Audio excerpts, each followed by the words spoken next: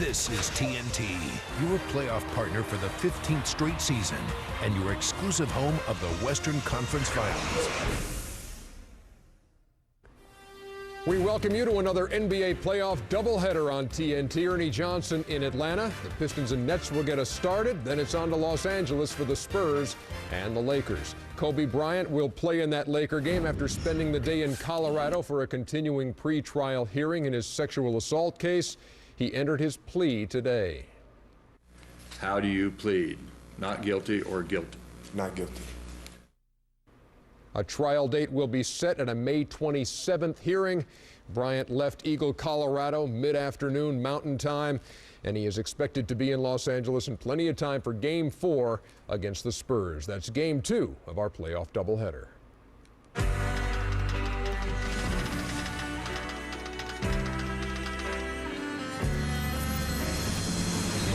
Drama is born of tension.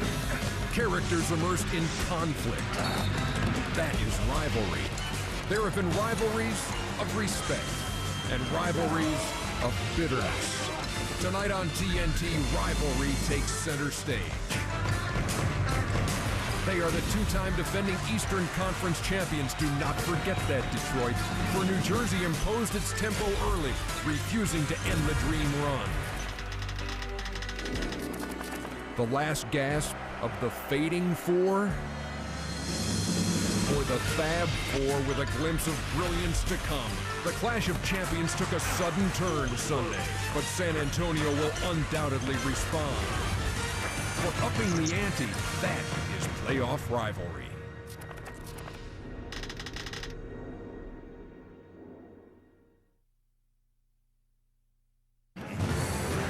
Right off the New Jersey Turnpike stands the Continental Airlines Arena, and the intensity increases for each game. And the fans filing in. This has been a hot ticket indeed, and the fans hoping the Nets can even this series tonight against the Detroit Pistons. Yes, the 2004 playoffs continue in the Eastern Conference as the Pistons, big winners in the first two games at home, take on the New Jersey Nets, who got back in the series in a big way on Sunday night. And for the Nets, if it was a must game when they trailed 2-0 on Sunday, tonight is no different. And for the Pistons, the question is, can they snap back and possibly avoid a long, grueling series? And welcome to Continental Airlines Arena. Dick Stockton along with Steve Kerr, and D. Lynam is here as well. And the Nets got out of the blocks with great passion, impressively, in game number 3. The question is, Steve, what do they do for an encore? Well, how about the same thing, Dick? Because they were terrific in the first quarter of game 3, racing out to an 18-point lead and pretty much had their way with Detroit, forcing turnovers, getting out into the fast break, and converting free throws. Richard Jefferson carried them from there with a career-high 30 points in the playoffs. And their defense was also terrific as well. So same formula really holds true tonight for New Jersey.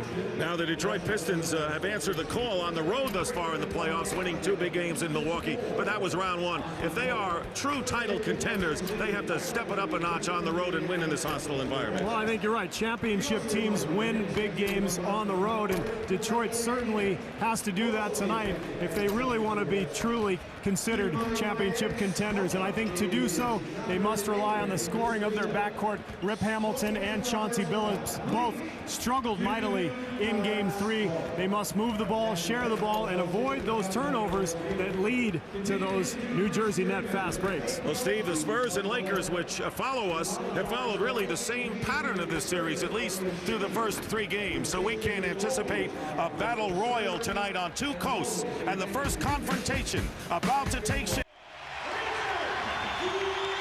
And across the Hudson River, New York City. But the center of basketball tonight is in New Jersey in the Eastern Conference. Indiana with the 2-1 lead, with Miami getting back into it last night. And the Pistons and New Jersey also 2-1 in the Eastern Conference. The 2 winners will meet, and the survivor there will go on to the NBA Finals. And here's a look at our McDonald's starting lineups tonight for the Pistons. Steve Kerr chronicled the hopes that the Pistons get more production out of Chauncey Billups and Rip Hamilton. And the same could be said for Tayshaun Prince, the small forward who has come up empty. And Ben Wallace has been Mr. Offense as well as Mr. Defense, and Rasheed Wallace getting into foul trouble, and that is a story in itself. Jason Kidd, who has not shot well, but he finds the right people. Kerry Kittles in the backcourt with him, Kenyon Martin, Jason Collins, and of course Richard Jefferson, who came up big and accepted the responsibility with that 30-point effort in game number 3. And the two head coaches, both with the same first name, but they use one the formal name and one is the nickname. There is Lawrence Frank, who is the coach of the New Jersey Nets, 25-15 since he became the head coach, taking over for Byron Scott. And on the other side, the well-saluted Larry Brown. And right now, let's send it over to G. Lynham. Matchup to watch early on in this one, Rasheed Wallace versus Kenyon Martin. Rasheed in game 3 picked up 2 personal fouls in the first 2 minutes, forcing him to the bench for much of that first half. Kenyon Martin found himself in a similar situation. He was called for 3 first half fouls. These are 2 guys who have built reputations of being fiercely competitive, which sometimes draws extra attention from the officials. But they've been told by the respective coaches tonight will be called equally tight. You must make the adjustments so Dick that they can be on the floor to help their respective teams. And of course, that's become a big story here, Steve. The situation, Martin and Rasheed Wallace, both of whom got into foul trouble. D is exactly right. You know, this game will be called very tightly early on. These officials know that game 3 became very hotly contested to the point where there were almost a few altercations. So both teams have to be very careful about aggressive play early because these officials will set the tone. And the volume will be turned up a notch even more tonight. The officials, Steve Javy, Bob Delaney, and Scott Foster. In fact, Larry Brown, the defense of Rasheed Wallace, said, I believe the officials don't treat him fairly. So it remains to be seen what transpires as Kenyon Martin gets the crowd into the act. Last year, the Nets swept the Pistons in 4 straight, but of course, the Pistons had Michael Curry and Clifford Robinson in the starting lineup, and Chauncey Billups had a bum ankle. So it all will unfold here. Game number 4, Pistons won by 22 and by 15 in the first 2 games of the Palace. And the Nets won handily 82-64 Sunday. And Dick, the first quarter of game 3, the energy in this building was absolutely stunning. I had never heard it so loud, and the Nets just jumped all over that energy and that noise and had a huge first quarter. So I think very important for Detroit here to weather the storm early. And they played the game they wanted to play, which is the fast break style, as the tip controlled by Detroit. Kittles guarding Billups, and that was the big defensive change going into game number 3, and it worked to perfection. And you see right away Larry Brown trying to get Tayshaun Prince a basket, running a nice little curl play for him. Prince can't convert. 0 for 11 in his last 3 games is Tayshaun Prince.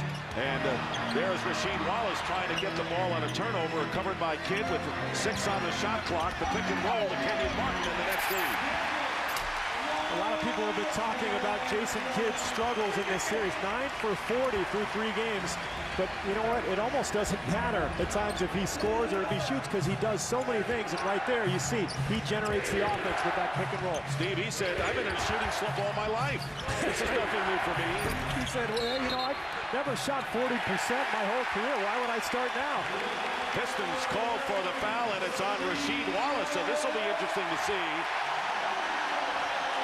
Rasheed Wallace called for the foul, and he picked up 2 fouls in the first 2 minutes and was rendered useless, even though he did play 1 more minute than Kenyon Martin, and Martin actually did produce in game 3. Well, Rasheed's second foul the other night was very silly. He has to be very careful here tonight, not pick up a stupid one here so that he can keep himself out on the floor. Jason Kidd with a rare bad pass for him, a little bit too low, and the turnover. Here is Ben Wallace down in the post. He has been Mr. Offense in the last game, and a little bit of game 2 as well.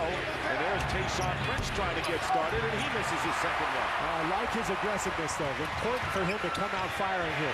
And Kittles is firing right here, missing the 3, out of bounds, going over to Detroit. The Pistons with 64 points in Sunday's game, an all-time 45 playoff low, but the Nets have nothing to brag about because they're 56 in the first game, 2 fewer in the NBA playoffs since the clock went into effect. I think, remember when Chuck Daly used to say first team to 100 wins? I think in this series it's first team to 60.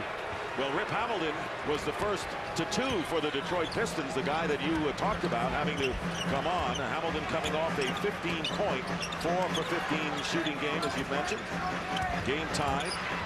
Both teams are under 40% shooting in this series, and Kerry Kittles is fouled as Rip Hamilton was right on his hand.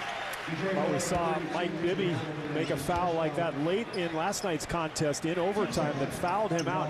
Anytime you've got a jump shooter 20 feet away from the basket and you hit him on the elbow, it's an easy call for the officials to make. The ball doesn't come anywhere close to the rim, and you've seen that it hasn't been blocked. So a very difficult play to make, to actually get away with. And when Bibby threw his headband into the crowd for a technical, that really hurt the Sacramento Kings. But here's Kerry Kittles, whose big contribution was on the defensive end against Billups. Misses both free throws, although he did score 17 points in game 3. Well, he was quietly very effective, not only the 17 points, but 5 boards, 4 steals. He was 7 for 11 shooting, so only he and Richard Jefferson were very effective offensively. And here's Rasheed Wallace with the step back off the glass and the rebound by Kerry Kittles. So the Pistons start out 1 for 5. And Kidd stepping back over Ben Wallace making the shot. So here is Jason Kidd. A lot of people wondering about his bruised left knee. Missed 15 games. Many toward the end of the season. He says it is not bothering him. Important for him to get off to an early start here with his shooting. That's a big one for Jason Kidd. Billups, and there's the fast break. Kittles from Kidd. So when you miss shots or turn the ball over, the Nets are going to run, as they did there. And that's why Larry Brown talked before the game about the importance of sharing the ball, moving it early in the shot clock, and not taking quick shots, because it's those quick ones that lead to those easy buckets at the other end. The Nets have a 32-point edge in fast break points in this series. No, this is what they do. You know, they run and they get up and down the floor because of this guy, Jason Kidd. And if he's knocking down his perimeter shots like this, they're that much tougher. So Jason Kidd, 33% in overall in the playoffs, 3 for 15 in the series. And Phillips called for the charge as Richard Jefferson takes the charge by Billups. So Rasheed Wallace, Rip Hamilton, and Chauncey Billups all pick up early foul. Well, Richard Jefferson stepped in and took the charge, and you'll see the play here. Look how wide open Tayshaun Prince is in the corner. Billups has got to find Prince and the other Detroit players and rely on them to knock down some open shots. Kittle's getting it down low to Kenyon Martin. Martin against Ben Wallace, one of the premier defenders in the league. And Martin pushes it up and scores. Kenyon Martin with 13 points, had 5 fouls, and played well despite foul trouble. So the Nets, unlike the Pistons, off to a good start, 4 of 5 from the field. Wait, that reminded me a little bit of Bernard King. Remember the old shot, a little split shot that he would take? Building. That's right. As his brother is. And on the fast break, off the tip, this shot, and another basket that time. And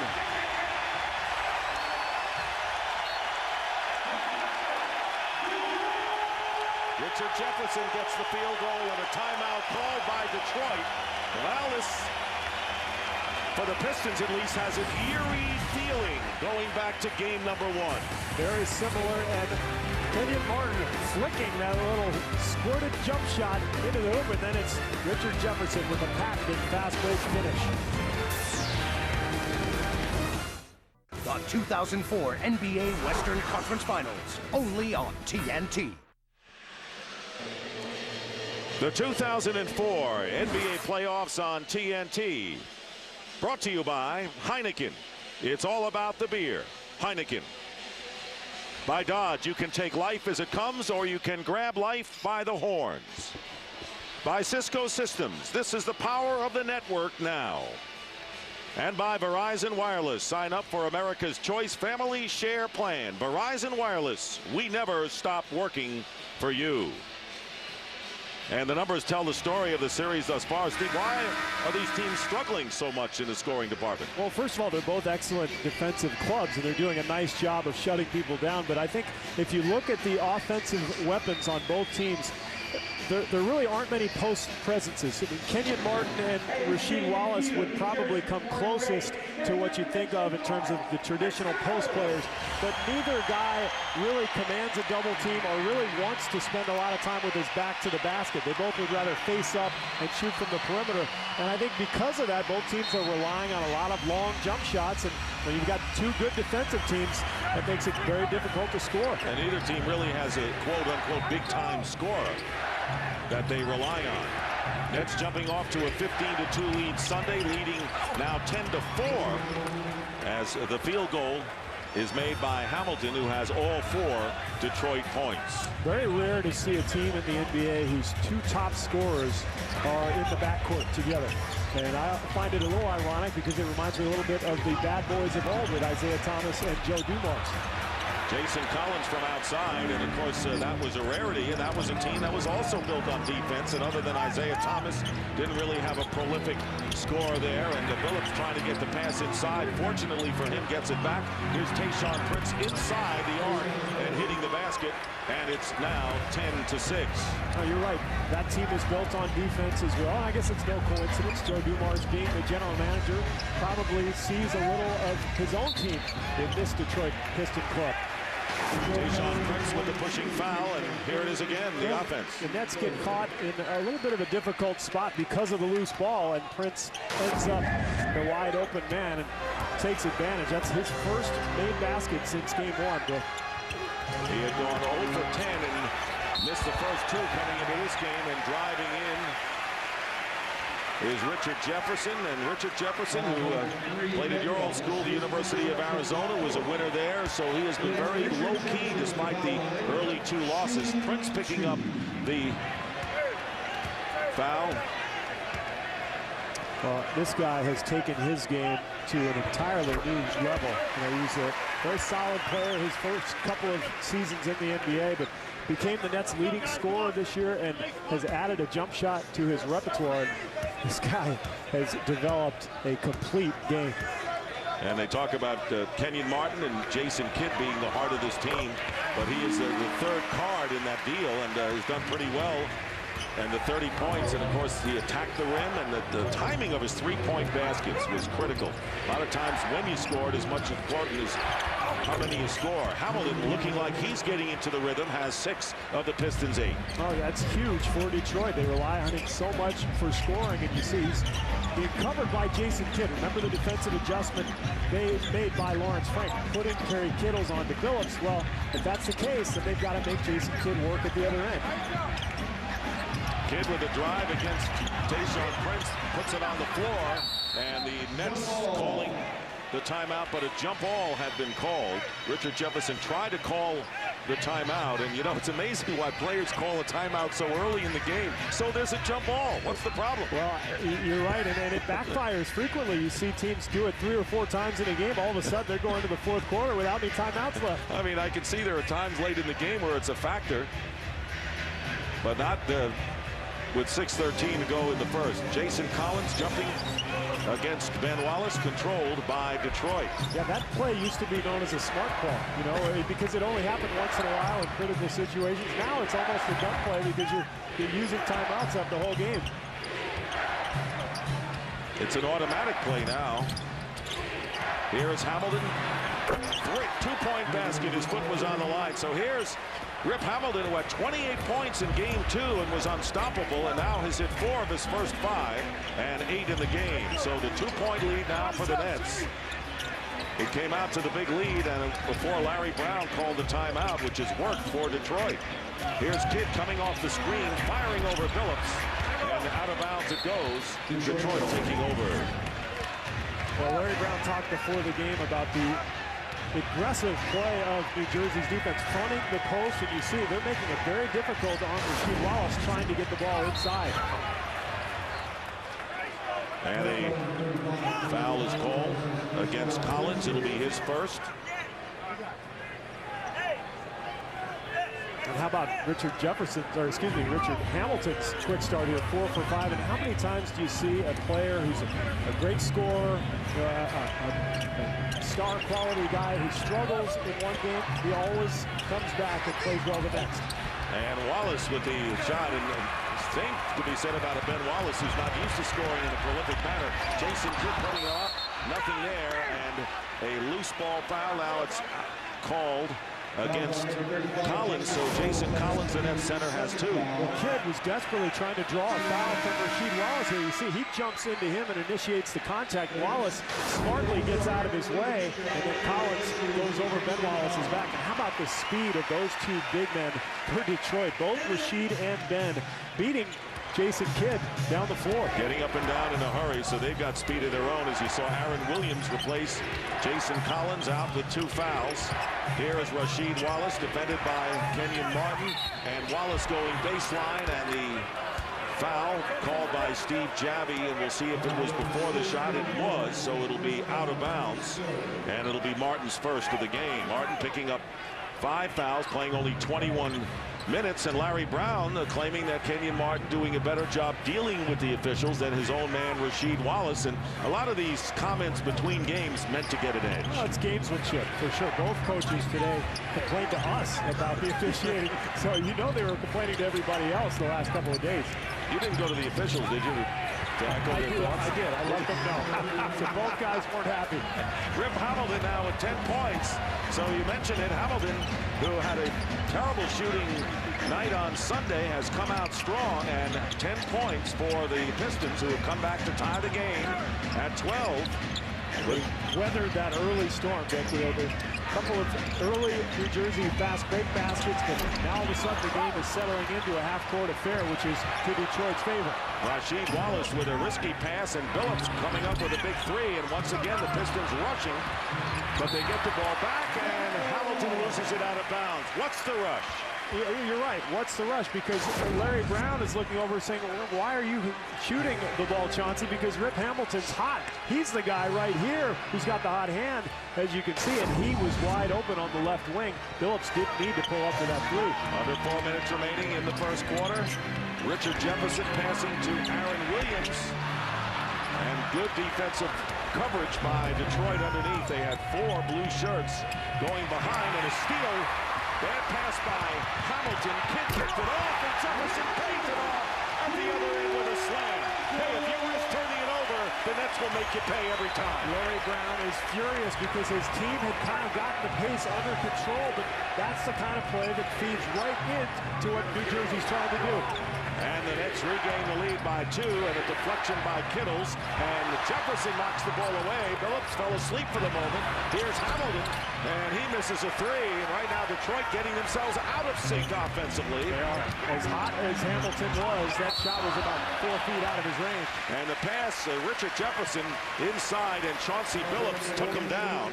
So Billups picking up his 2nd personal foul. Now Richard Jefferson going right at Wallace, who again wisely lets him go. The other night in game 3, Wallace picked up a cheap one in a similar situation, ended up on the bench for the rest of the half practically. So smart play, let him go, but if you're Larry Brown, you've got to be concerned about giving up those easy hoops. And Jefferson missing the free throw. Jefferson was 5 for 6 Sunday. And Chauncey Billups goes out of the game. He did not score, and he's replaced by Mike James. James playing very well in that losing cause. 12 minutes on Sunday in game 3. He had 6 points on 3 for 5 shooting. Everyone talks about the deal that brought Rasheed Wallace in the trade February 19th from Atlanta. James came over in that 3-team deal from the Boston Celtics. James has been key to this team as we see the offensive foul by Wallace. That'll send him out of the game, but you're right. Mike James has been an important part of this Piston team. So the foul called, and Wallace, who did not make any comments, about the officiating, but he said the Nets' victory should have an asterisk. What do you think he's saying when he says that? Well, I know what he's saying right there. He's saying Aaron Williams fouled me first.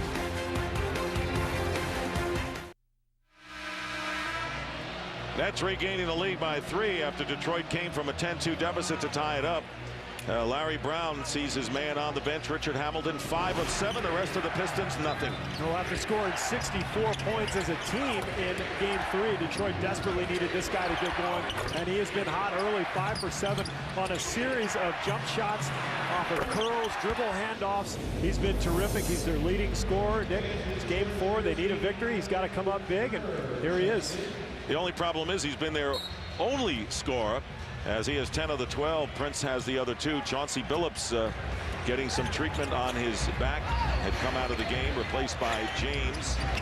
Mehmet Okur have come in for Rasheed Wallace, who got hit with his second personal foul. 2:40 remaining in the first. Posting up against James is Kidd, and he tried to loop it over to Aaron Williams, and the turnover to the Pistons. Mike James is a very strong point guard. It won't be easy for Jason Kidd to back him down in the post. And Okoro will get the easy lay-in as Kenyon Martin loses his man and falls down. Well, Okur was 0 for 5 the other night in Game 3 in Rasheed Wallace's place when Wallace went out with foul trouble. So very important for him to get going here, and that's a good start for Memo Okur. Played 19 minutes in Game 1, had 6 rebounds, was active. And Aaron Williams passing out to Jefferson, who's had the hot hand, and the feed inside to Kenyon Martin. The Martin getting another opportunity, and he is held down. And a foul called against Detroit with just under 2 minutes to go. Pistons in the penalty, and that foul against Okur. Well, once again, these two teams getting a little testy. There's the block by Okur. Great rebound by Martin, taking it away from him. Then you see he just holds him down. Kenyon doesn't like it, shoves off Okur, and I almost expected a technical foul there. Usually it's called a double technical, Dick. They just call a double one and say, all right, let's move on with things. Right, not now. And there you see passing Lawrence Frank was Rodney Rogers, who will come into the game, and Lucius Harris has already checked in for the Nets, replacing Jason Kidd. And Rogers will remain at the scorer's table and will likely come in for Kenyon Martin. So Kidd on the bench right now, scoring 2 points in the early going. Kenyon Martin makes the first of 2, and so we had mentioned that Chauncey Billups had a problem with his back. For more, here's D. Lineup. Well, Dick, it was actually 2 timeouts ago that he came over to the bench and he asked the trainer to kind of work on his lower back, particularly on the right side. He went back in the game, and then he was substituted for, and he did walk gingerly over. They hooked him up to a little machine that seems to be giving him electrodes there. And again, the trainer was working and kind of kneading the lower back, but he is certainly not himself, and this is coming off a not productive Game 3, Dick. Not good for the Pistons, who need Chauncey Billups. Remember, he had 28. Rip Hamilton at 28 in Game number 2. Hamilton has handled the scoring load so far, missing from the baseline. The rebound by Martin. Nets leading by 3. Got off to a good start. Pistons came back to tie it up, and the Nets weathered that particular storm. I think this is a key couple of minutes here because New Jersey's going to have a tough time handling the ball, as we see right there. The steal by Detroit, but with Jason Kidd on the bench, look for the Pistons to really pressure the Nets backcourt, try to force some turnovers. Gary Kittles fouls Ben Wallace, and Kenyon Martin goes out of the game, scoring 6 points. So the starting forwards for the Nets, 13 of their 17 points. And Rodney Rogers replacing Martin in the lineup. Most people are of the opinion that Detroit has the better depth of the 2 teams.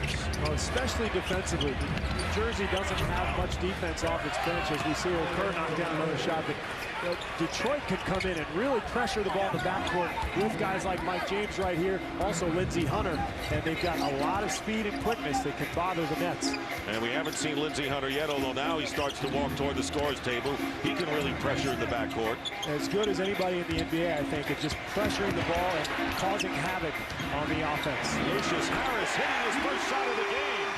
So Lucius Harris, who scored 1 point in the last game, and really is kind of a guy who's been around as a reserve for this team. He says every time this team has its back to the wall, something good happens. and that has been the case. Okur getting a good feed inside from Hamilton and gets the foul. We're talking about good things happening. How about the play of Mehmet Okur for Larry Brown? He's come in here, knocked down a couple shots. Now he's going to the foul line.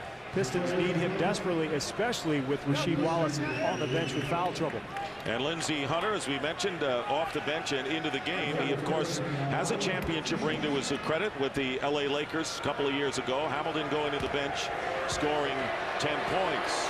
Dick, I don't like the matchups right now for New Jersey in the backcourt handling the ball against this pressure.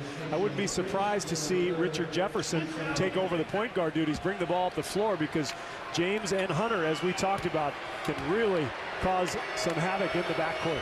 Okur making both free throws as Darvin Ham comes into the game as well, and there's James putting pressure on Terry Kittles, bringing the ball up under a half a minute remaining in the first quarter. Dick Stockton along with Steve Kerr and D. Lynam. Nets and Pistons game number 4, and nearly picked off by Ham. Kittles from the corner. Jefferson with the foul. Jefferson now with 9. He's got the complete package, Dick. He can knock down perimeter shots. He can get to the rim. He can put back offensive rebounds like that one. And the final seconds, Okur with a fake on Rogers. And that'll do it in the first quarter. Well, it's not as bad as 31-13 for Detroit in any case, but Detroit still trails. Well, no box out there on Richard Jefferson. Good defensive possession for Detroit, but you've got to finish it off with the rebound. So the New Jersey Nets looking to even the series at 2 games apiece, shooting 50% against the outstanding defensive Detroit Pistons. And after one, the Nets lead the Pistons 21-18.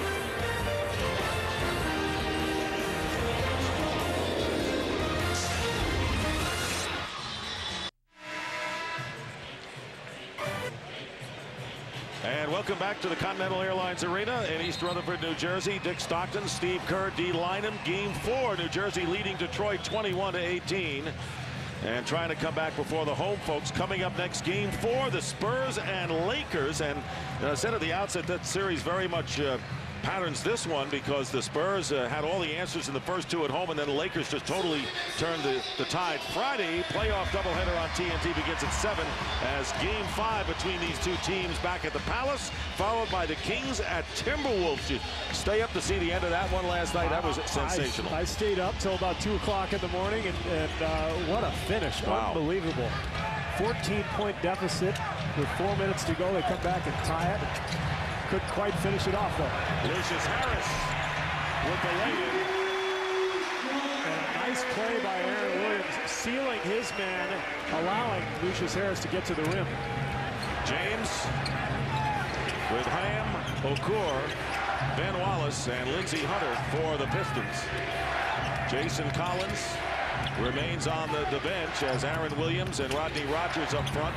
And here is James from outside, and the offensive rebound by Darvin Ham, and Lindsey Hunter will set up the play. Well, who's going to score for this Detroit lineup that they have out here? They've got 4 defensive-minded players. Okur is the only guy who really is going to look to shoot a whole lot, but maybe that guy going to the hole. Darvin Ham with the reverse lay-in. 4 points on 2 for 5 of shooting. And we have not seen Corliss Williamson yet, and he has been the key man, playing the most minutes off the bench for Larry Brown's club. Jefferson picking up where he left off with 9 first-quarter points. Rogers finding Williams down low against Okur, who blocks the shot. And trying to save it, and successfully, is Ben Wallace. Well, who's going to score? Maybe Ben Wallace. He was the self-appointed offensive machine after game 2. He said, you know, I'm really an offensive-minded guy, and I just play defense as a hobby. And how about the defense of Mehmet Okur? Nice block there. But you got to love Ben Wallace. You know, he really has been more offensive-minded this year, and Okur has struggled here so far, but in the playoffs, he's got off to a nice start here. But Wallace has been so much more offensive-minded, not only in the regular season, but here in the playoffs as well. And I love his sense of humor, joking around about it. He said it's going to be a tough night if I'm going to be the leading scorer on this team. 3 on the shot clock, and here's Darvin Ham going strong, tipped away, and the clock expires. 24-second shot clock violation. Nets by 3 early in the second quarter. On the bench is Rasheed Wallace, who picked up 2 early fouls. Not as early as he did in a couple of minutes of game number 3. Has not scored. Kittles for 3. Knocked out of bounds, and it'll be the loose ball foul called against Rogers, so he has picked up his second. Well, as physical as this game has been, it didn't look like a whole lot of contact on that play, and I thought maybe the call could have just been out of bounds to Detroit, but Rogers picks up his second. Now Brian Scalabrine will come in and replace him. He did an excellent job in game 3. Great energy as he scored 6 points in 14 minutes. Kerry Kittles goes to the bench. Kittles scoring 2. And Rogers also going to the bench. Kenyon Martin returning. So right now the Nets will have Jason Kidd back in the game, and Lucius Harris at guard, and up front Scalabrine, Aaron Williams, and Kenyon Martin. Pistons now with Corliss Williamson seeing his first action of the game, looking to post up, knocked away by Martin. Kenyon Martin fouled by Williamson from behind. Well, New Jersey goes to a little zone defense there out of that dead ball situation. Confuses Detroit, leads to the turnover. As you see right here, Jason Kidd sitting back in that zone, and then Martin using his tremendous quickness to make the steal and his great speed to get down the floor. And Williamson ends up making the smart play, sending Martin to the line. Kenyon Martin's numbers in the series and shooting a solid 49%. That's led by as many as 8 in the first quarter. The Pistons came back to tie it up, but have not had the lead.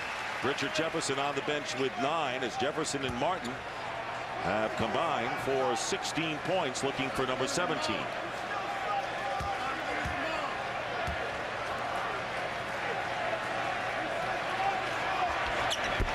One out of 2 for Martin, and the rebound by James. James up ahead to Hunter. You got a great point about the offense. You're not going to get a lot of scoring from any of the 5 on the floor. Aaron Williams blocks the attempt by Okur, and they're going to call the personal foul on Williams, his second, and that will send Mehmet Okur to the free throw line.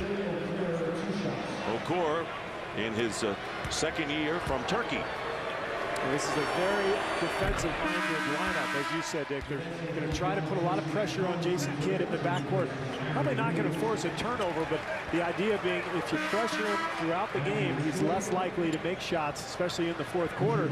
And I think that defensive pressure from guys like James and Hunter has been a big reason why Jason Kidd has shot under 25% in this series. And of course, what he can do, Jason Kidd, as you see Eldon Campbell, who did not play in the Milwaukee series, back in for Kidd, is that he can do the other things. He doesn't have to score for the Nets to be successful, a la 12 assists, 7 rebounds in Sunday's game. Okur, with the free throws, has 8 points. So Hamilton and Okur combined for 18 of the Pistons' 22. In a game like this, where scoring is at a premium, so important just to find 1 or 2 guys who can get the hot hand. For the Pistons here, Hamilton and Okur have done just that. And Kidd was bottled up, and finally the foul called against Lindsey Hunter. And that is the second team foul against Detroit. 9:29 remaining. Larry Brown, who's I guess has the best opportunity to become the only coach to win an NCAA title and NBA title since he's still alive in the NBA side of it. One while at the University of Kansas, and another Detroit foul is called, and that will be on Williamson. So Corliss picking up his second. And he's got a chance at a gold medal this summer in the Olympic Games. He'll be head coach of the United States team. That'll be very interesting to see who ends up on that team. A lot of guys backing out, including Jason Kidd. And Kidd giving the indication that he may not be making the trip to Athens. And Larry Brown, with that distinguished career, the only person who has ever been a player and a coach on the Olympic team. And we can go on and on. Right now he's just trying to see if he can make it 3-1 in the series. Martin has it knocked away, recovers 3 on the shot clock, and with 2 Pistons in his face, the shot clock violation. No, it hit the rim. Pistons get it back finally, and then it's knocked back to Jason Collins. What a sequence. A true safety man. Harris hitting the jumper. So Jason Collins was playing free safety and wound up with the ball, and the Nets with Lucius Harris wind up with the basket, and it's a 4-point net lead. Another careless move with the ball by Detroit there, and Lucius Harris will end up with a layup. Ryan Scalabrine anticipating that pass, and right now the word careless, which should be underscored when talking about the Detroit Pistons. And another turnover nearly made by Harris, and the Pistons need a break. They are harassed by this net team on a double team. Here's Martin, and this crowd is going wild. What a show by the Nets defense. Pass by Lucius Harris, taking the ball out of midair, little touch pass, and now a charge on the Pistons. When will it end for Detroit? And another penalty, technical foul on Richard Hamilton. An offensive foul called against Hamilton, and he loses his temper and gets a T on top of that. How about the Pistons losing their cool here? Turnovers galore, leading to fast break baskets, and then the technical on Richard Hamilton. So the turnovers leading to easy baskets, losing their cool, and this is the result. Well, here's the first one. Careless ball handling by Hamilton that leads to the jump shot by Lucius Harris. And the Nets, as a result, and you see another time on the double team, Harris to Martin, matching their biggest lead thus far.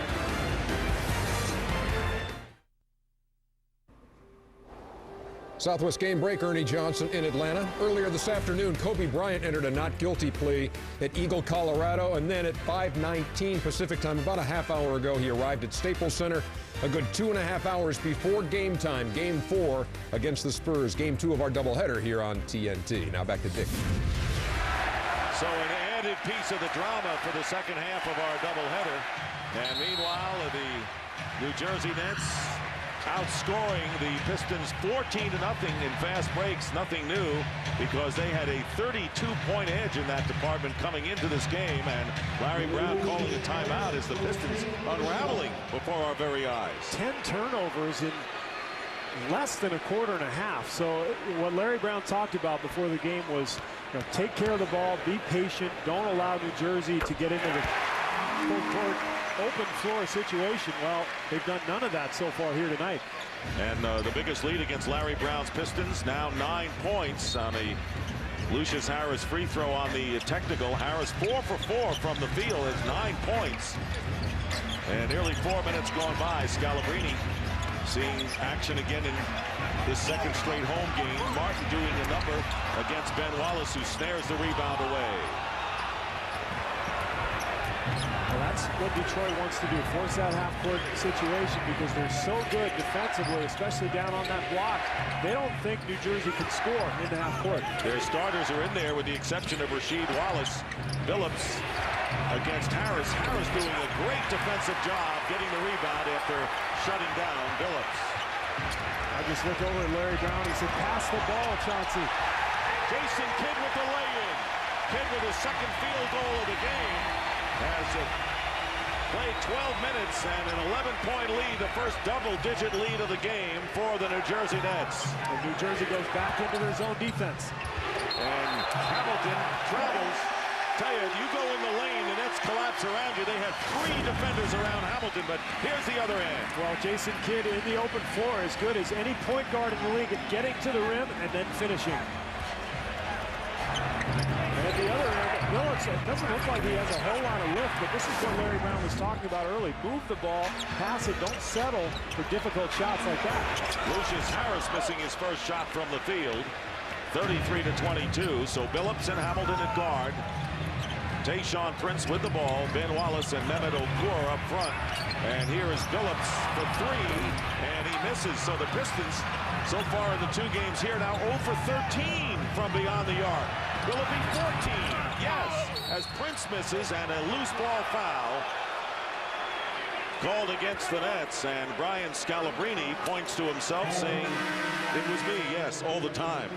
Well, Billups and Prince both missed jump shots there, but you can see the benefit of moving the ball and being patient. Rip Hamilton comes off the curl, finds Billups for the wide open shot. That leads to an offensive rebound, and then another wide open shot for Prince. So Detroit has to understand, if they work the ball and if they remain patient, they can score against this net team. But their problem, they're forcing the action too often. Rasheed Wallace back in the game with 2 fouls against Scalabrine, and missing from the baseline, but the personal foul is called, and it will be against Scalabrine, picking up his second. And Wallace will go to the line. Rasheed Wallace, and of course everyone was always wondering what was going to happen when Rasheed Wallace had a problem with the officials, because he really didn't, as the Pistons were 20-6 since his acquisition, was a model citizen, but all of a sudden things have gotten a little testy in New Jersey. They have, but Rasheed has done a pretty good job of maintaining his emotion. Remember, a couple of years ago, he had 41 technical fouls in Portland. I think he's really tamed his act a little bit these last couple of years. Not really getting in as much trouble with the officials. Scalabrine sits down, and Jefferson, after a rest, comes back in. He and Martin and Harris all with 9 points for the Nets. And Rasheed Wallace, who finally enters the scoring column, cutting the lead to 9. 33-24, the Nets lead with under 6.5 to go in the first half. Kidd to a cutting Lucius Harris, passes up the shot. Because he felt Ben Wallace's presence right above him. Kidd driving the baseline. And Collins going up. Blocked by Ben Wallace. Another opportunity, and Martin converts. Kenyon Martin and the Pistons pounding the offensive glass, leading again by 11. Well, Kidd misses the layup, but when you get that kind of penetration as a guard, you know you've got a couple of big men who are going to be all over the offensive glass. Wallace picked up by Jefferson. 7 on the 24-second clock. Taking the double team, single coverage off the glass. Wallace, great move, is a touch lay-in by Ben Wallace, who, Rasheed Wallace, I should say, now has 4, and again, it's a single-digit lead for the Nets. And Rasheed looks like he's a little shaken up, may have turned his ankle on that play. And the feed to Martin, good pass to Collins, gets it in. Great ball movement inside by New Jersey. You're looking at Rasheed Wallace. Remember, he had the plantar fasciitis problem, which Larry Brown said was not an issue. But right now, Rasheed Wallace hobbling. 10 on the shot clock. Here's Ben Wallace back to Tayshaun Prince. Well done by the Pistons. Beautiful basketball there. Just an old-fashioned give and go. Hit the post man, cut to the rim, and when Richard Jefferson turned his head just a little bit, Ben Wallace made the beautiful pass. 9-point lead, and Kidd driving in, trying to save the ball out of bounds. And it's last touched by the Nets. And there you see Rasheed Wallace. Been a rough night for him after a rough game 3. 2 fouls in the first quarter, only 4 points, and hobbling. Pistons trailing the Nets by 9.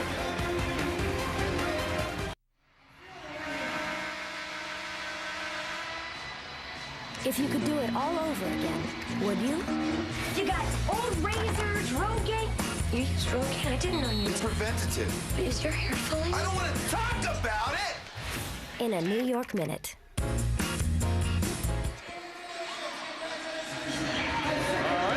Rasheed Wallace was moved just before the trade deadline by Portland. He had had some trouble times, we know, there on and off the court, and some said who would want him and where would he fit in.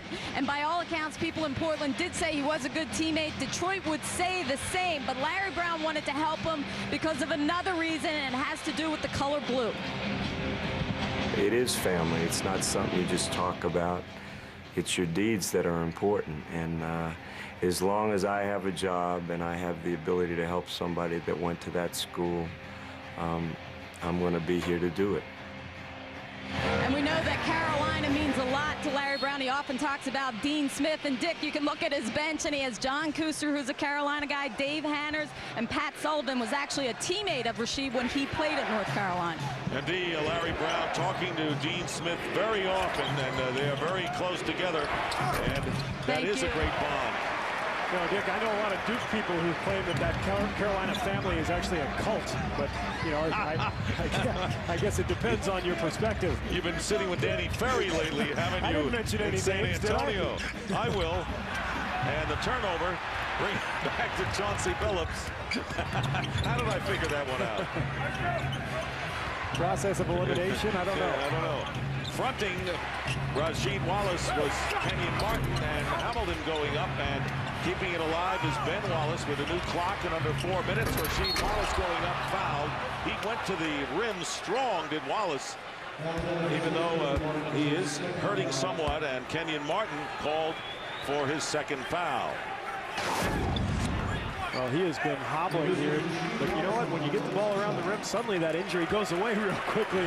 You saw he just really exploded off the floor, but he's definitely in pain. And finally, Detroit gets the ball to the rim and gets to the foul line. It's just their 7th and 8th free throw attempts on the game. New Jersey with 11 already. And Rasheed Wallace coming in and helping the Detroit Pistons, particularly on the defensive end. When they got another lengthy player to go along with Ben Wallace, they became incredibly tough defensively. Well, what a great combination those two. And what Rasheed Wallace does so well is he covers that screen and roll out on the perimeter. He's so long and active and quick that he's able to harass guards and still get back to his own man. So I think his addition really vaulted this Piston team into being one of the top defensive clubs in the league. Pistons playing a zone defense at this point, and going in as Jefferson finding Martin. Great movement without the ball by the Nets. They've been doing it all night, and Kenyon Martin on that time in particular. And I'm willing to bet that's the last time you'll see the zone defense out of Larry Brown's team here tonight. The lead again is 9. Pistons have never led, not only tonight, but in the 2 games here in New Jersey. Chauncey Billups getting a little space, and Billups scoring his first points of the game. Chauncey Billups 1 for 5 now. So important to get him going. He was the 2nd leading scorer for this team at about 17 a game this season, and he has been struggling here the last couple of games since his 28-point outburst in game 2. Jefferson off the glass, and here it's Hamilton pushing it up, but the net guards get back quickly, and Kittles and Kidd, and 2:45 to go. It's a 7-point game, and even the other night, Larry Brown pointed out, the Pistons climbed to within 8 points, even though they were down by a huge margin. Here's Prince with the turnaround. Fight for the loose ball, and the Nets continuing to show the passion and energy that sparked their Game 3 victory. Jefferson, no look into the corner. Kidd still struggles for 3, but he'll give the Nets another chance. Kittles has the chance and makes the most of it. Kerry Kittles with a 3-pointer, the first of the game for the Nets. We talked earlier in the game about Jason Kidd's importance. Even when he's missing shots, he does other things. How about him chasing down that offensive rebound and then finding Kerry Kittles for the wide open shot? And diving for the loose ball as the timeout was called. No, the foul was called against Jason Kidd. So Kidd committing his first personal foul, but you know what? I don't think Lawrence Frank will mind. Great hustle, again, exemplified by the Nets. And great passing by New Jersey. Richard Jefferson finding Kenyon Martin for the slam, and then Kidd, after chasing down the offensive rebound, passing to Mr. Kittles for 3. The 2004 NBA playoffs on TNT. Brought to you by Ford. If you haven't looked at Ford lately, look again. And by Sky Sport, the new low-carb, ultra-premium malt beverage with the taste of citrus and cranberry. Coming up on the Verizon Wireless Halftime Report, E.J. Kenny Charles and Magic Johnson in our studios. Court update for Kobe, among the other topics to be discussed. The Nets lead by 10 with 2:01 to go, and once again outplaying the Detroit Pistons in an effort to even this best-of-7 series at 2 games apiece, and doing a tremendous defensive job. And the question will be, where are the scores coming for Detroit? Well, Detroit in Game 3 scored 26 points combined in the 3rd and 4th quarters. Here they have 32 just before the half. So in the last 4 quarters, close to 4 quarters, 58 points for the Pistons. They've got to find a way to score. They're not doing it in the fast break situation. So they've got to find a couple of guys to get the hot hand. You mentioned Richard Hamilton before the game started, and he responded early with 10 points in the first quarter, but that was only his first point of the second, and the 26 points you mentioned in the second half of Sunday's game was the lowest ever for a net playoff opponent. So they're playing terrific ball as the Nets swept the Knicks in 4 straight, then losing 2 and coming back and trying to get back in the series. And this team has shown in the past they have no quit in them, not that they ever would. Boston 2 years ago is a prime example. Jefferson has the ball knocked away, and on a fast break, Phillips has to bank it in. He lost control for the possible layup, but recovered to bank it in. So important for him to get an easy basket here because he's been struggling with that jump shot. We'll see if that gets him going. And the Pistons finally get something off the fast break in this game. There's Rodney Rogers posting up against Ben Wallace. The repost to Rogers. And the fall away, and that's his shot. That's his shot, but you know what? With Ben Wallace on your back, that's a difficult shot. And he did an excellent job of creating space. He gave Wallace a little fake and hit that turnaround. That's a pretty nice shot for Rodney Rogers. So the lead is 8. Phillips picked up by Rogers, so there's a mismatch somewhere. They go to Mehmet Okur, and Okur off the glass. Ben Wallace, I don't know how he got that offensive rebound because the Nets appeared to have gotten it. He had 11 offensive rebounds on his own in Game 3. The guy is a monster on the offensive glass. Under a minute to go. Tayshaun Prince open for 3 and can't find the mark. He couldn't have been more wide open than he was there, but the Pistons get another chance, and the shot by Hamilton on the push. And you got to know that that mask is bothering him, and it has definitely affected him. Thought that he could rid himself of it during the year, but could not. Hamilton now with 14 to lead Detroit. And he's the beneficiary of another great play by Ben Wallace, who gets his hand on the loose ball and actually finds a way to get it to Hamilton. I wonder if they gave him an assist for that. They ought to. Rogers swings it in for the lay-in, and that's what the Nets want from Rodney Rogers. Ability to hit the outside 3 and the bank shot inside. And again, playing for the last shot, Pistons find themselves trailing by 8. And there's Phillips at the point, guarded by Kittles, who has those long arms. The ball knocked away, and the Nets committing the foul, and it's Kerry Kittles on the personal with 4.1. The Nets are in the penalty, so there'll be a shooting situation for Billups. Larry Brown told us before the game that he thought Billups tried to do too much, knowing that he had Kittles on him last game. He thought these guys saw these different matchups, and they all tried to do it individually. That time, he gets into the lane and gets past Kittles, draws the foul. And Billups, an outstanding free throw shooter. Now 9 of 11 from the line. Lindsey Hunter will send Hamilton to the bench. No need to risk a foul. Hamilton with 14 points and 2 personals for the Pistons. You know, I think if you're Larry Brown, you got to be pretty pleased here. Your team has played very, very poorly, and if Phillips knocks this free throw down, which he does, only a 6-point deficit if they can hold New Jersey here. But Kid was fouled by Lindsey Hunter. So you wonder why that you kind of see that coming. You kind of see that Kid was releasing as a receiver on a long pass downfield, so to speak. Well, Lindsey Hunter was trying to get up court to put pressure on Kidd, but with 4 seconds left on the game clock before the half, you've got to play more of a center field position and let Kidd get the ball in the backcourt and have to dribble up and make a difficult shot. You can't foul in that situation and give him 2 free throws. Kidd has gone to the line only 3 times in this series, has hit 2 of them. So here the Pistons, and you can see the 22nd timeout Larry Brown wants his team to take before Kidd goes to the line again. Here's that last one. Well, that's where you see Lindsey Hunter almost like a cornerback pressing up against a wide receiver instead of just sitting back as a safety and letting Kidd get the ball in the front court and have to push the ball at the floor. So I thought a poor decision there by Lindsey Hunter. And he got him with the body at the very end. So there you see the all-round game from Kidd, and the 22nd timeout expired now. And here's the player. You see Hunter just trying to get up and put pressure on, which he does so well, but got a little overzealous there and cost his team a couple of points. Well, the Pistons still have an opportunity after Kidd goes to the line one more time to narrow the lead. And you know, for a team that won 54 games this year, and a lot of people saying, despite the fact that they finished 7 games behind the Indiana Pacers, who, by the way, lead 2-1 over Miami in the series.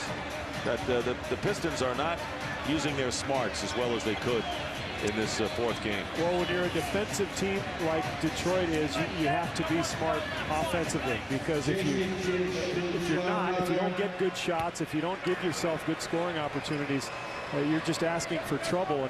And New Jersey, obviously a team that thrives on poor decisions by its opponent. They missed the shot. Kidd tries to get the last chance, and so did Williams as time runs out. So they split the difference. The Pistons had cut it to 6, and then it could have been 8, and so it'll be a 47-40 New Jersey halftime lead. Very well played by the Nets. Well, and earlier we saw Detroit go into a zone defense, and you'll see here, Kerry Kittles is going to take the ball, and he's going to hit Richard Jefferson, who pops out to the corner. Now watch the weak side defense here by Rasheed Wallace and Ben Wallace. Both players in the zone losing sight of Kenyon Martin, who ends up with a wide open dunk. That's why we will probably not see any zone defense from Larry Brown's team in the second half. And Jason Kidd right now is with D. Lynham. Thanks very much, Dick. Just like in Game 3, Jason, high energy. You guys were the aggressor. Was that the catalyst to your success in this first half? Well, that was. We came out with a lot of energy, and you know, kind of like we did in Game 3, and we got to sustain it for another 24 minutes, because Detroit's going to just keep on coming, and we just got to take better care of the ball, limit those guys in one tough shot. Jason, in the previous 3 games, they have come with a big run. They haven't done that yet. Are you anticipating the third, and what do you do to try to hang through it? Well, we're not anticipating them making a run. You know, the big thing is in this game, there's always going to be a run. We just want to make their run short and answer it with our own run. But you know, right now we still got to stay aggressive and keep rebounding the ball and taking the ball to the basket. All right, Jason, good luck in that second half. Thank you. Dick, he has good numbers again, not shooting the ball particularly well, but he has the rebounds and he has the assists. And Beyonce saying hello to the fans. She too an attraction in the first row.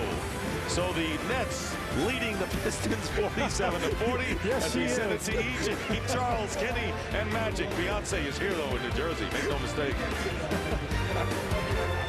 Time for the Verizon Wireless halftime report. Hall of Famer Magic Johnson, Charles Barkley, Kenny the Jet Smith, and a 47-40 New Jersey lead over the Detroit Pistons as they try to tie up this series at 2 games apiece. First, for the pictures of the first 24 minutes, the Jet. Well, make no mistake about it. First of all, I hate that tie. I got to say that right now. First of all, that's a pink tie. Leave him alone. That's a great tie. A man can't wear pink. Sure. A real man can. A man. You eat quiche too, don't you? A man who is look how good that looks on You're TV. secure in your manhood. You right can do now, that. you look cardboard. This is not an outfit, first of all. You can't wear salt and pepper. You can't just go to the tailor and say, give me 20 of the same suits, but just in different colors. You can't do that. That's the same email you got the other night. Exactly, and I like it. I like it. Somebody told you that on email. But the thing about it, the folks at home with black and white TV aren't missing anything when they see you. That's right. I gave you a comment, Ernie. Your tie looks nice tonight. Hey, so what? That thing you had on last night was crap. Oh, stop. Magic always looks good. You know what? I hate when he's here because I'm not the best just guy here. How about Kenny's analysis of the first half? Whatever.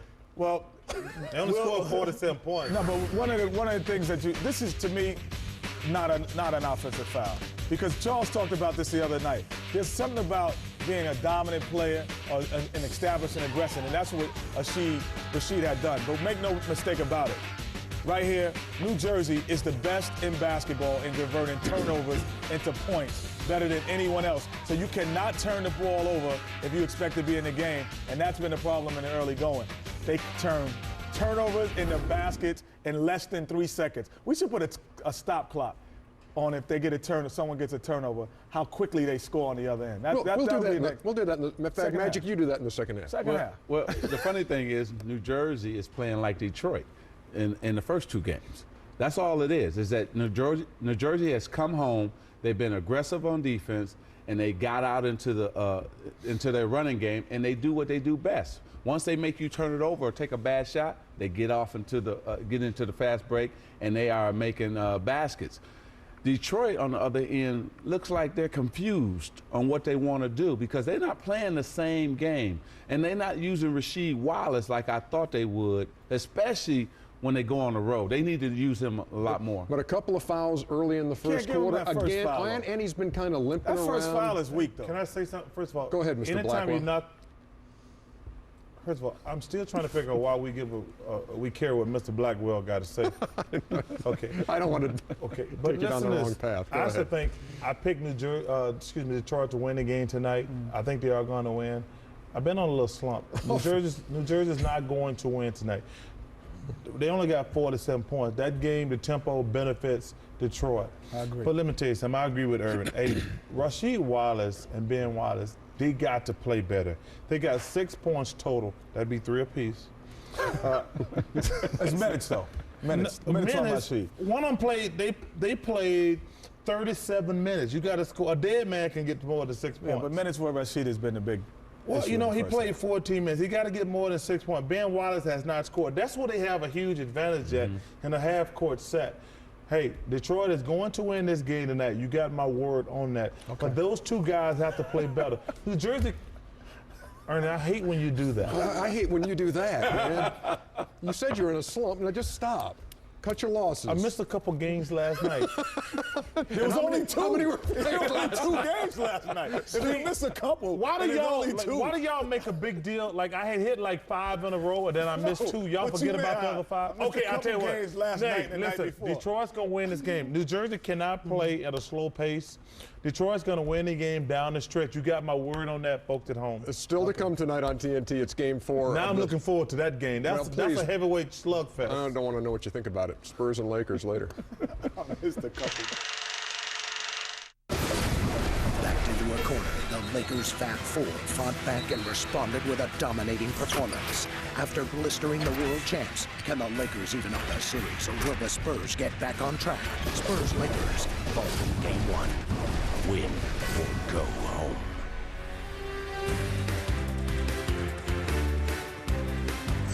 The Halftime Report is brought to you by Verizon Wireless, the official wireless provider of the NBA. Can you hear me now? Good.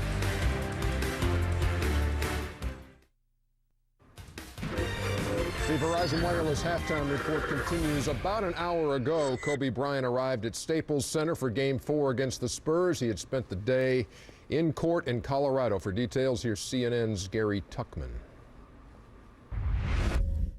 He's spending the evening at the Staples Center, but Kobe Bryant spent much of the day 700 miles to the east here at the Eagle County Courthouse in Colorado. 10.5 months after he was arrested with cameras in court, he officially entered his plea. How do you plead? Not guilty or guilty? Not guilty. We expected the judge to announce a trial date. He said he'll announce that date in a couple of weeks. We do expect it will be this summer, most likely in August. Ernie, back to you. All right, thanks to Gary Tuckman of CNN. Now, in Game 5 against the Rockets, Kobe got to the arena about 25 minutes before tip, scored 31 points. They closed him out, so he's there in plenty of time for this game. And what do we see tonight? I mean, I could go to the Laker VP, or I could go to Kreskin over here, and you can tell me who's going to win Game 4. Well, you know, the Lakers came out. Phil Jackson said before Game 3, hey, we might have to accept the fact we can't guard Tony Parker or Tim Duncan. So they doubled. They were very, very aggressive. Hey, if Ginobili, Bruce Bowen, and Turkoglu do not have a good game shooting the ball, sometimes you have to accept the fact. When we played the Rockets, when they won the championship, we have to accept the fact. We can't guard Hakeem Olajuwon. He's either going to score or get fouled, and neither one of those are good. So you have to double. The Rockets made 3, we lost. So they came out in Game 3 and said, we can't guard Tony Parker, we can't guard Tim Duncan, but those other guys got to step up. I think you have to make other players beat you. You can't let Tony Parker and Tim Duncan beat you. Those other guys making shots, San Antonio will win. Well, Parker had just 8 points and Duncan just 10 in Game 3. Tell me why the Lakers will tie the series if that is indeed what you think will happen tonight. Well, I think that they're committed to defense now. They're committed to saying, hey, we're going to be aggressive. We're going to play as a team on defense. And then also, too, Charles said they decided when they were in Phoenix that they were going to double Hakeem Olajuwon and make guys like myself, Robert Horry, Sam Cassell beat you. That first time that you do it, you're kind of in shell shock. You're like, wow, I'm open a lot tonight. Tonight, you're expecting it. So you're sitting back and you're teeing up and you're waiting. It's like target practice tonight. So I think those guys are going to hit shots. It's going to change the series, get Tony Parker, Duncan open in the inside, and that's going to be a difference. All I'm going to say is Steve Kerr is not sitting there. Terry Porter is not sitting there. These are different shooters. They're not great shooters. Okay. They're actually scorers. IVP. That's a little different. Magic. That's a little different. That's game 2 of our doubleheader. There go the postman. The mailman. There go the big Groundhog Day. The same thing every time out, except in game 3. Have a bad game, right? Could he put up Tim Duncan numbers in game 3? You have a bad night a lot of nights around here. You're not on the The 2004 NBA playoffs. Coverage continues on TNT.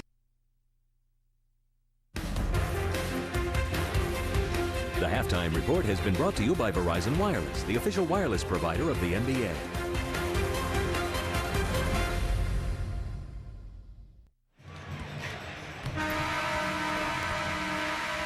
Welcome back to Continental Airlines Arena in East Rutherford, New Jersey. Getting ready for the start of the third quarter with the New Jersey Nets leading the Detroit Pistons 47-40. Here's a look at our Jeep game summary, and Nets holding the Pistons to 40% shooting and leading in every other area. Well, forcing 11 turnovers, and that, of course, a big reason why they had 16 fast break points. And I thought New Jersey played their game, and Detroit, uncharacteristically, kind of lost their cool and lost their composure there that led to some of those turnovers. You know, Steve, a lot of people thought the Nets played their best defensive game of the year in Sunday's victory, doing a great job tonight. And I think if you're the Pistons and you want to climb back into this one, who's going to pick up the scoring slack? Hamilton in the first quarter and not much in the second. Remember Larry Brown before the game said, we played like strangers in game 3. Well, here we go again. They look like they are not in concert at all. A couple of turnovers here that you see leading to fast break buckets. That one by Kenyon Martin. And then defensively, where's the help? Kid going right around Hamilton and right to the rim. Nobody there to help out. And then offensive rebounds, 9 of them in the first half for New Jersey. That was a big factor. Pistons just getting outplayed the first half. With all that said, though, Dick, it's a 7-point game, and Detroit, I don't think, can play much worse.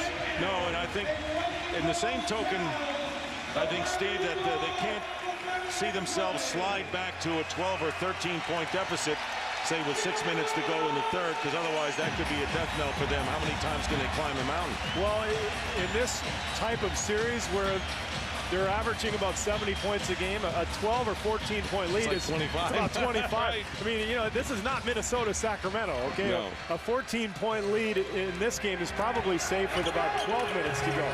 We don't need that third digit. No, that will not be showing up on the scoreboard tonight. The old-fashioned fair play scoreboards that just had two places for numbers. That's all they need for this series. That's right. Gary Kittles stepping back. Hamilton doing a good job. Jason Collins giving Kittles an opportunity, and he scores at the shot clock buzzer. So the magic continues for New Jersey and for Lawrence Frank, who came in for Byron Scott and did a tremendous job.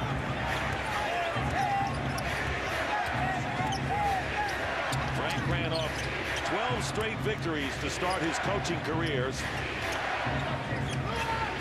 Wallace Rasheed setting a screen for Hamilton. And Rasheed Wallace's first shot. Rebound by Collins. Once again, Kenyon Martin's aggressive defense on the post, forcing Wallace out. Kittles with a 2. Kerry Kittles with a 2, very quietly getting the job done and coming back for the injuries he has achieved or experienced over his career. And this has got to be great for him. Isn't it always the case that he does things quietly? We said that about him in game 3 when he had 17 points. He's just one of those guys who gets things done. Not a lot of flash or flair, but a very effective player. And here's Wallace going up and spinning out, and Ben Wallace will go to the free throw line. Right now, let's check in with D-Lino.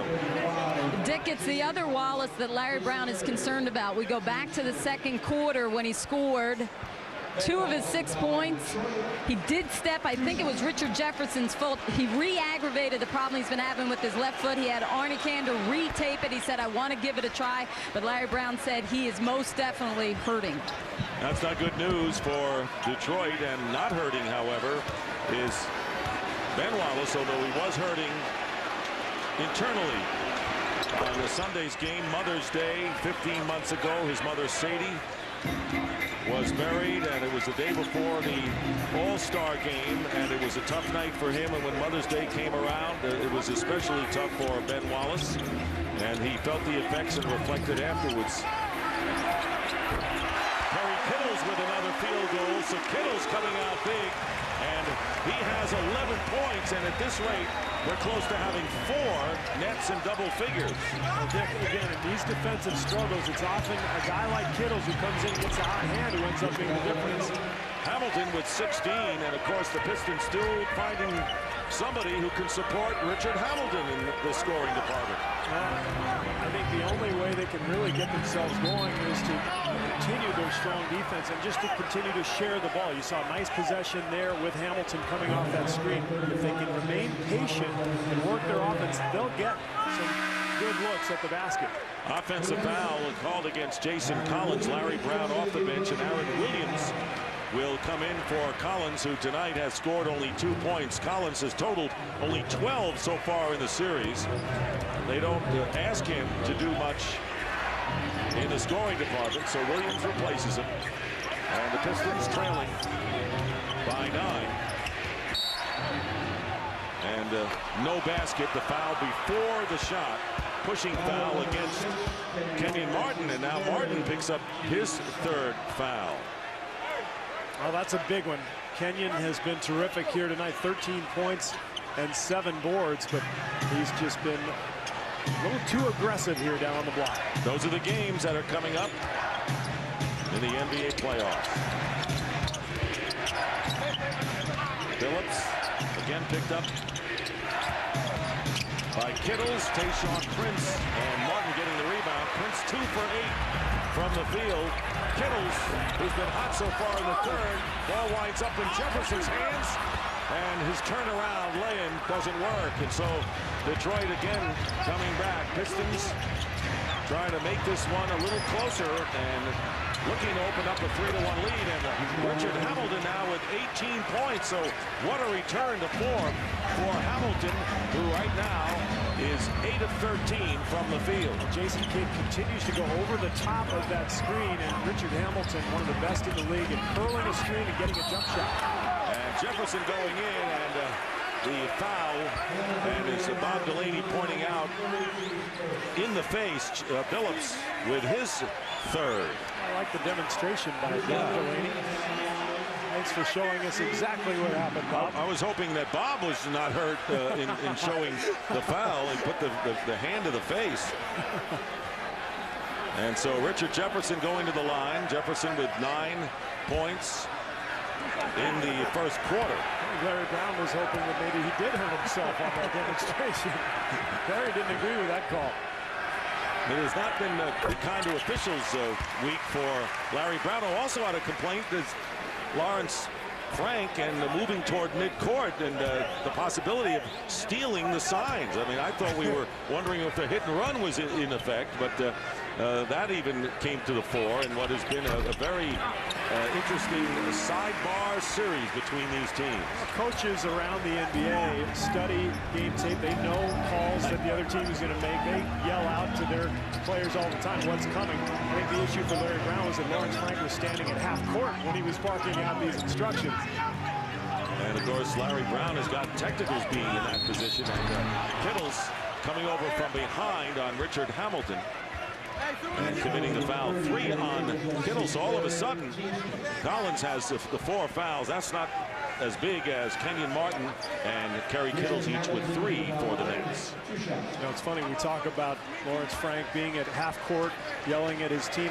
There's a coaching box in the NBA that's sort of an imaginary box, and it's only supposed to extend out about to that hash mark where you see the official right now. But coaches all the time end up at half court. They end up 3 feet onto the court, and they yell and they scream. And I don't know if I've ever seen an official actually call that out and say, no, you got to get back to your bench. I haven't either, but coaches will try to test. And that is the first miss from the free throw line, as Hamilton still with 19, and the Pistons now 15 of 16 from the line. So they're good free throw shooting, keeping them within range.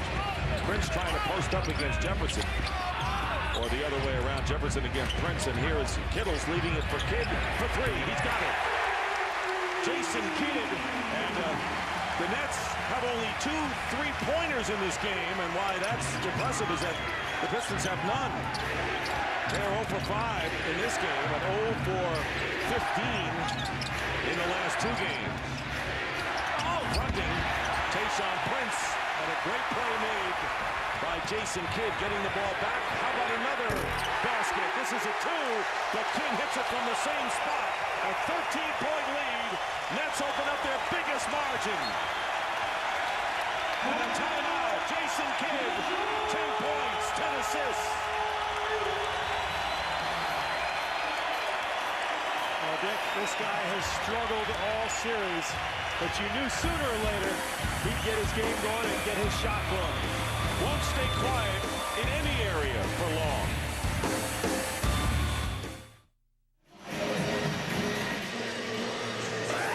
The 2004 NBA playoffs on TNT.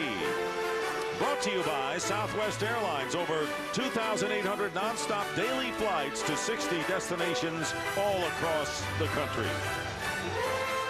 And by Jeep. Well, Steve, good things happen when you penetrate on offense. No, that's right. If you can spread the floor a little bit, attack the basket as Kerry Kittles does here. Look at right there. Chauncey Billups helping. Now, the reason he's helping is because the guy who's shooting right here, Jason Kidd, is about, what, 22% on the season, but on the series, excuse me, but he's finally hitting now. And, you know, I think now all of a sudden maybe the defense doesn't clog the lane. If Kidd's hitting, if Kerry Kittles is knocking it down, it's going to open up things in that lane for New Jersey. And that is what penetration does for you. It's what good shooting does for you. Jason Kidd needing only 3 rebounds for the triple-double. And Billups at the point with Hamilton, Rasheed Wallace, Tayshaun Prince, and Ben Wallace, who has it posting up, and Wallace getting Kenyon Martin in the air. Martin just kept his hands down and was a presence there, and the Nets get the ball back. I think the scary thing here for Larry Brown is that New Jersey's been scoring in the half court here. Only 2 points in the second half on fast break opportunities, but knocking down a lot of shots in the half court. Martin going up and Wallace the rebound, so in effect the Nets beating the Pistons at their own game. With 5 minutes going by here in the third quarter. Dick Stockton along with Steve Kerr and D. Lynam. Game number 4 at the Meadowlands. Wallace defended by Jefferson, and the feed inside knocked away by Kittles. 5 on the shot clock, and Wallace with a long 3 way off the mark. That's Rasheed with the 3-point attempt. Kidd with a turnover, banks it in. Now you see it, now you don't. And Jason Kidd has 12. It's amazing sometimes when you knock down a shot or 2, all of a sudden that rim starts to look a lot bigger. Confidence starts to flow.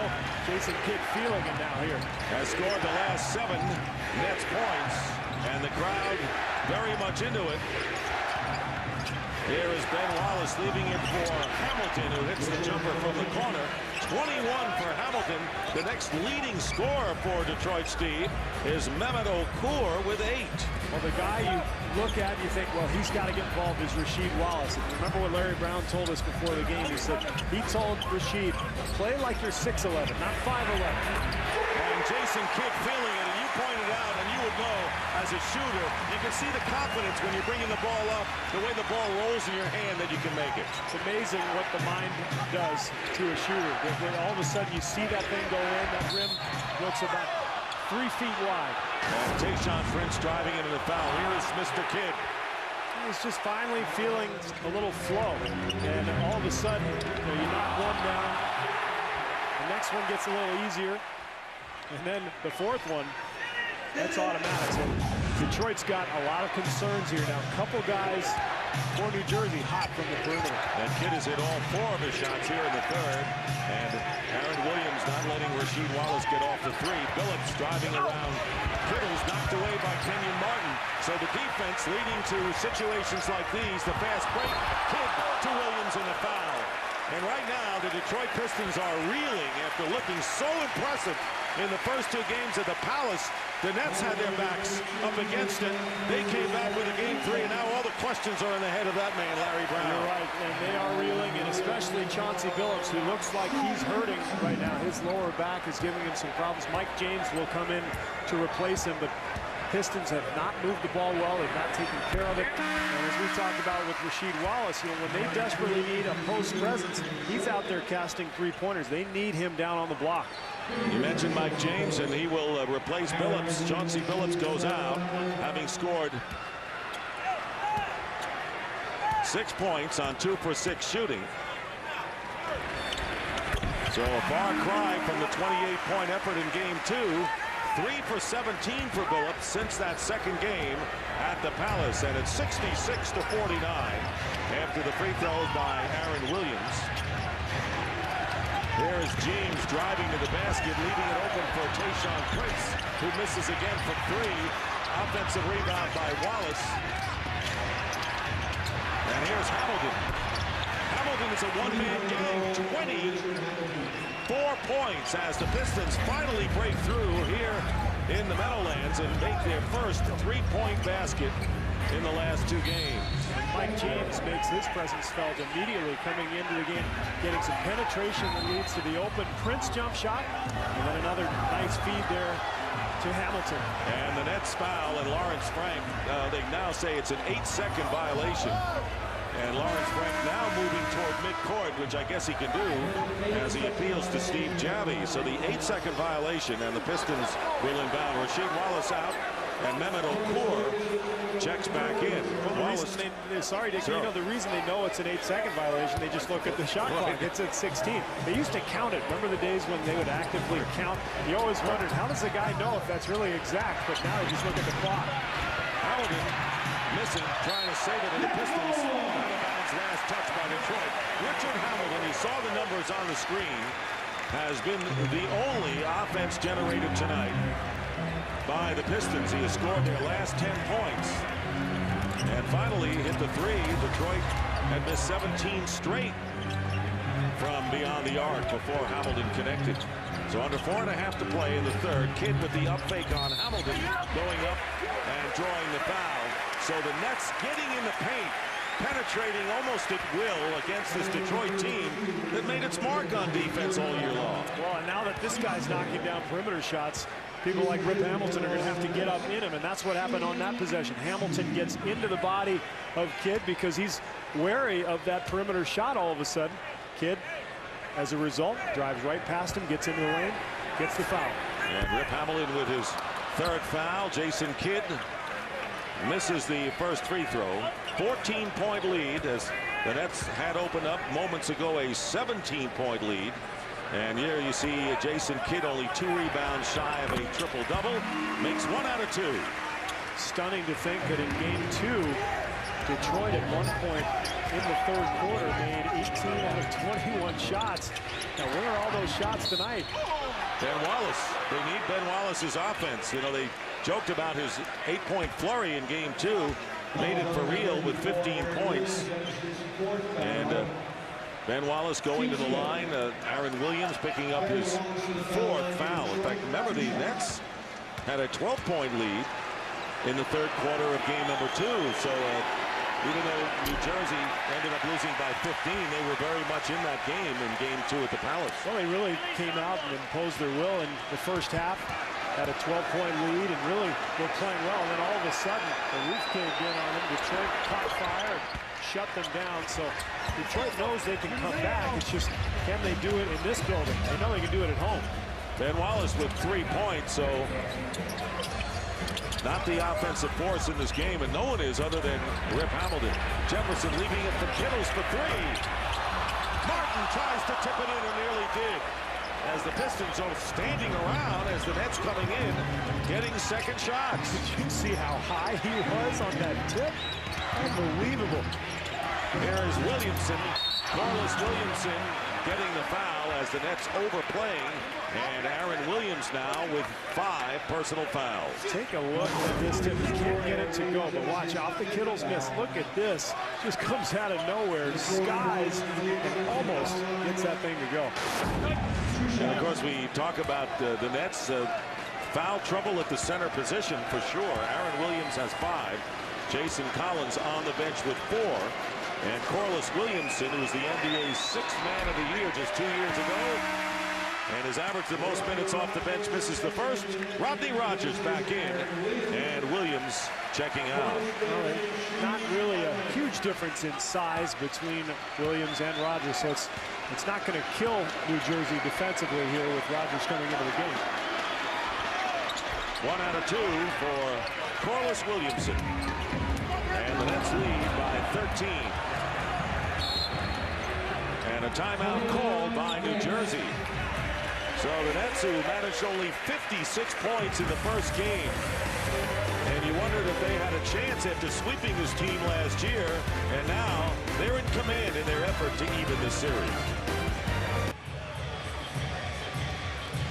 Here is tonight's Bud Light Around the League playoff script. And in case you're wondering about players who have come out of nowhere. Small schools, the players playing big in the playoffs. We have one tonight. Ben Wallace, Virginia Union. Lindsey Hunter, Detroit from Jackson State. And how about Devin Brown and Devin George playing against each other in the Lakers-Spurs series? And Greg Popovich the other night, they asked him, did anybody play well for you after Game 3? He said, yeah, the only guy who played well for us was Devin George. The media had to remind him, no, he plays for the Lakers. And then Bob said, well, I'm sure that's how discombobulated we were. That's how bad it was for us out there.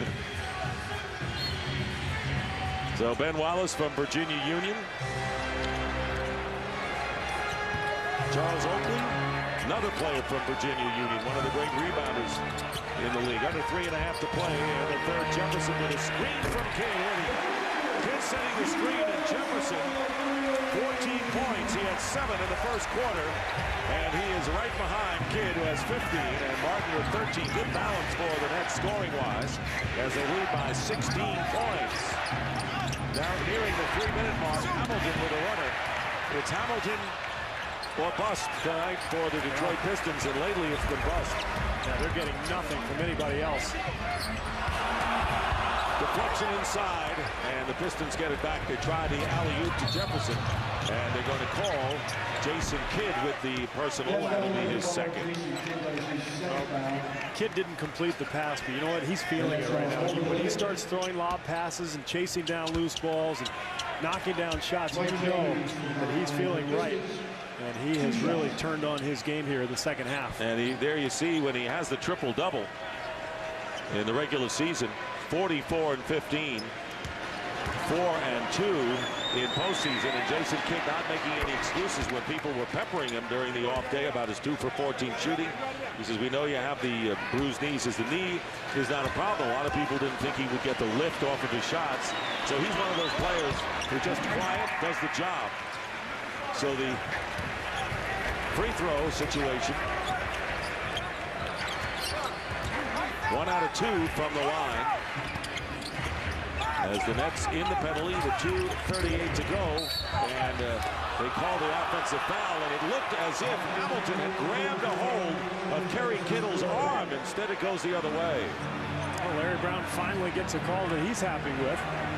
That's a tough call for an official to make, because you've got bodies combined and people grabbing, people holding. Tough to see who fouls who. Well, it was Rogers who fouled him, whoever it was Hamilton.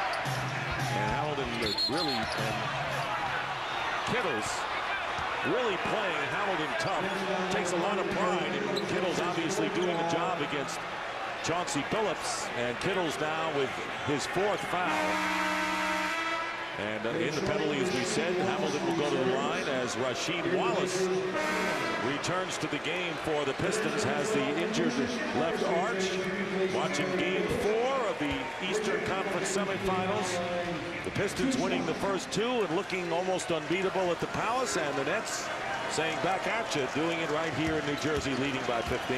It's amazing, isn't it, how quickly things can change. You look out at that LA-San Antonio series, everybody said, oh, Spurs are going to blow them out, and then all of a sudden Lakers win Game 3 by 24, and they win tonight. They're right back in things too.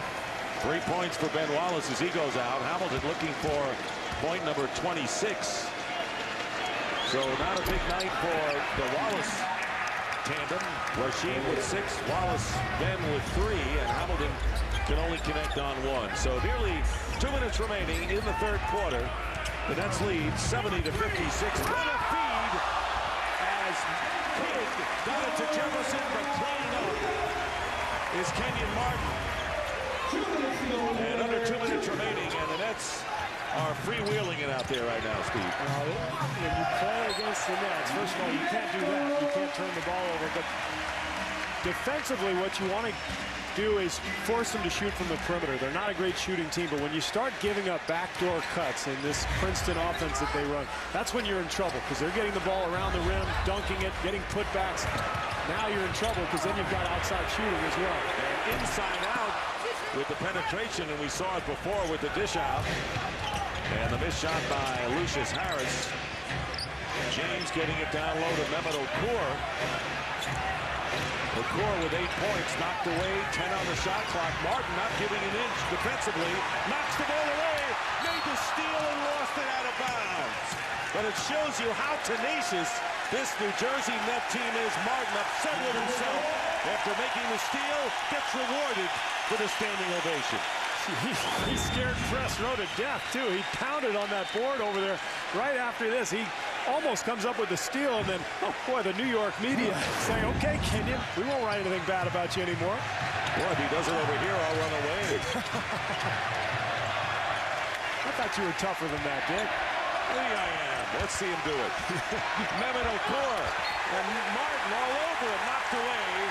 And this crowd is loving it, and you want to talk about the test of wills. Right now, the Nets are winning that test. And Mehmet Okur getting stuck in a difficult spot. Detroit has to move the ball. It keeps ending up in his hands trying to go one-on-one against Martin. That's not his game. Hamilton leaves it for James for 3. And another miss. Kidd going to get 2 more. And the basket. And the foul. Just a terrible foul there by Mike James.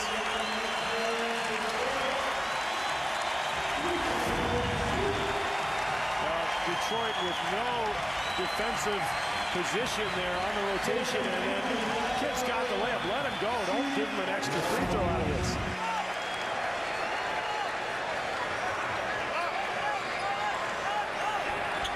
And the 19-point lead, 75 to 56. Detroit just looks shell-shocked here, Dick.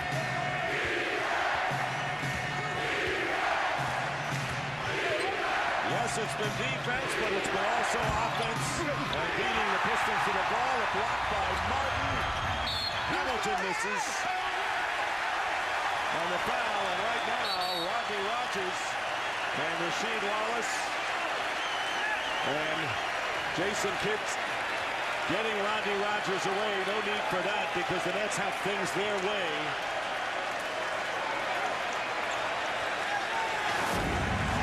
Well, things getting a little testy here on the rebound. A lot of grabbing and holding. And you see Williamson, yeah, he's the one who pushes, but they both get the double technical. Foul is on Williamson and a double technical on Corliss Williamson and Rodney Rogers. Dick, this is a Nets team. People forget. They may not have had a great season, but they've been to the finals 2 years in a row. Got a lot of pride. And they are fighting to maintain that Eastern Conference championship. They have been there, and Jason Kidd has been their leader when they have been there. 18 points, 10 assists, and 8 rebounds. And replacing him is Brandon Armstrong, who has played just 2 minutes in a couple of games. And the double technical. And the foul was on Williamson, so Kenyon Martin will go to the line to shoot. How about the crowd here chanting Kenyon Martin a moment ago? His aggressiveness defensively the past few minutes has just put a charge into this crowd here at Continental Airlines Arena.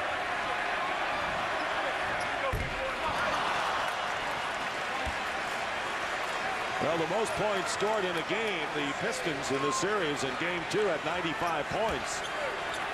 And who knows, the way the Nets are going, we may see.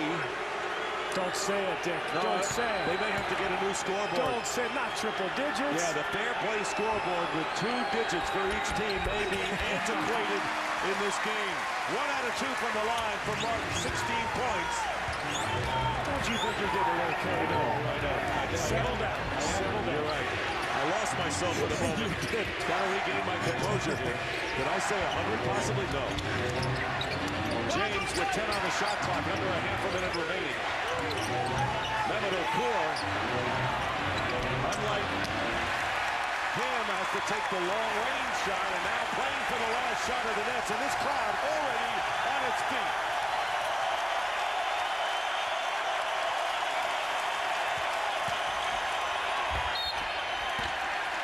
And the foul with 2.8. 20-point lead.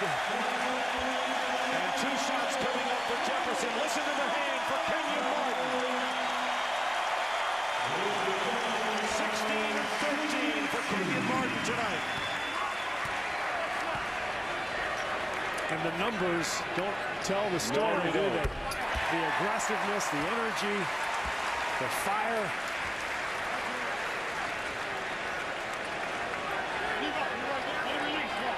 .8. This crowd, by the way, still on its feet, ready to erupt once again.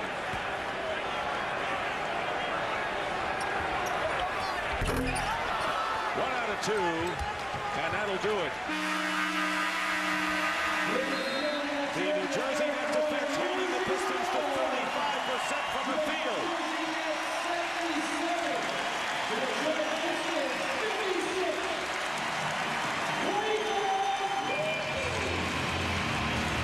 And a huge third quarter by the Nets, and after 3, the Nets lead the Pistons 77-56. On their way to evening this series at 2 apiece.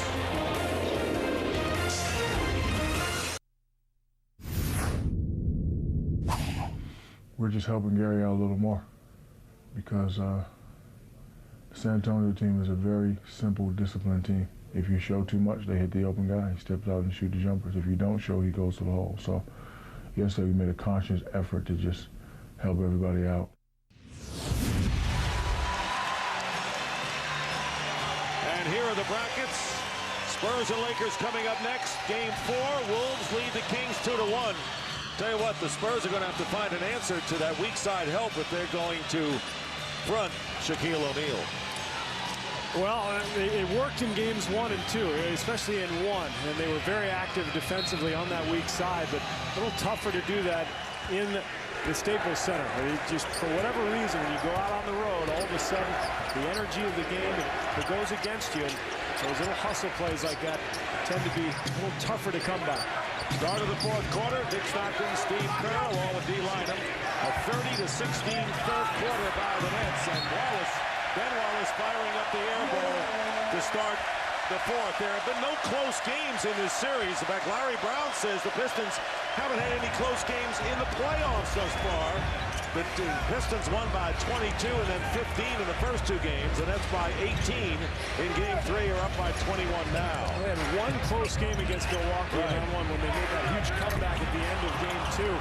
But other than that, they really haven't had a hotly contested game at all. Everything's been feast or famine.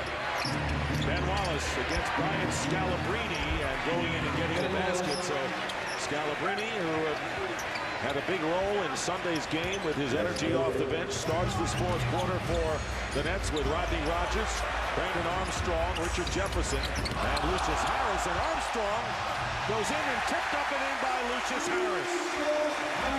10-11 for Harris tonight.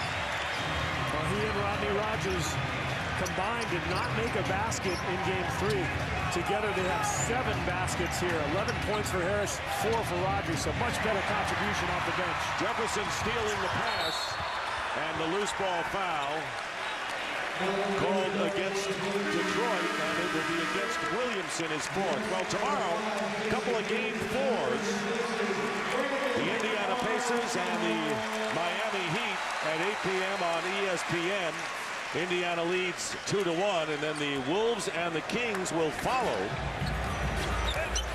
And in Thursday's Game 5 on ABC, the Lakers and the Spurs. Jason Kidd with a great third quarter.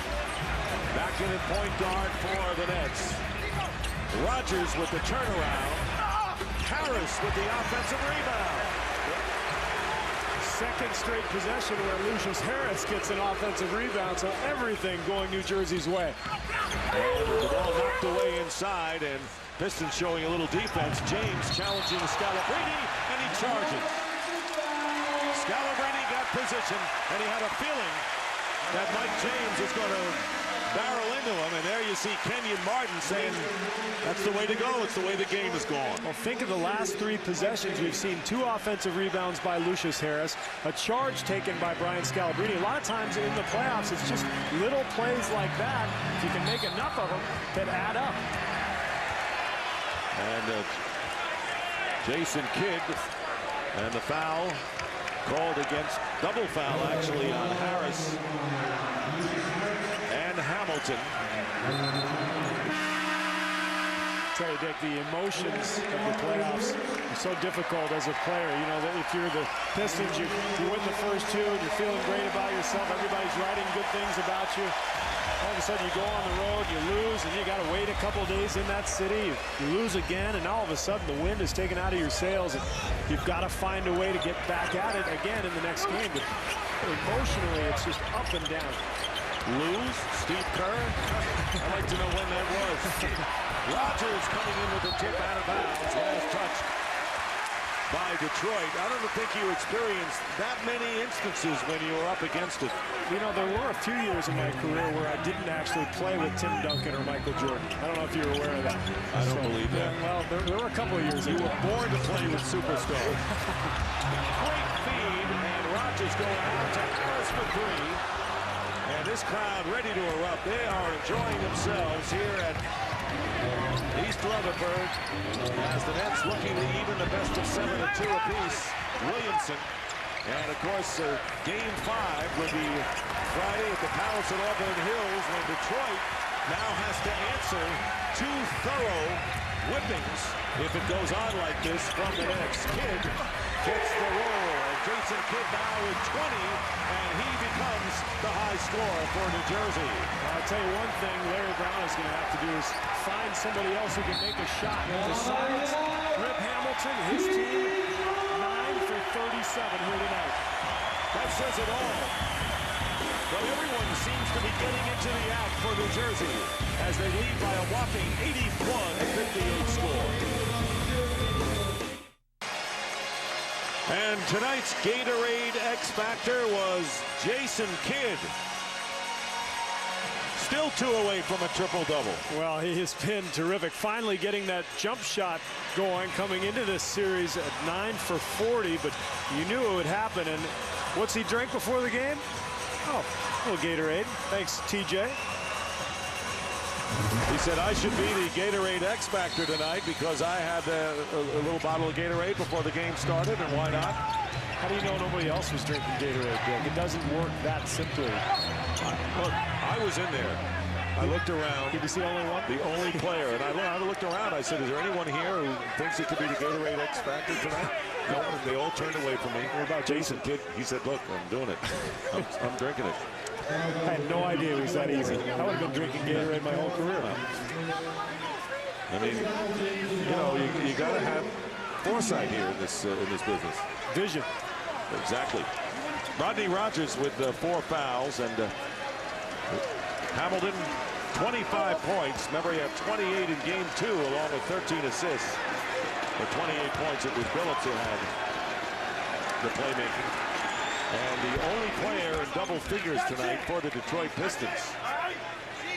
He's got 26 now. Looking at the stat sheet, his fellow starters, the other 4 starters for the Pistons, have scored 21 combined on 6 for 26 shooting. You're not going to beat anybody with those numbers. And you said at the outset, Larry Brown said, I want to get Tayshaun Prince underway. Well, Prince tonight has 4 points. In fact, 10 points in the last 3 games, including this one, and 2 for 19 from the field.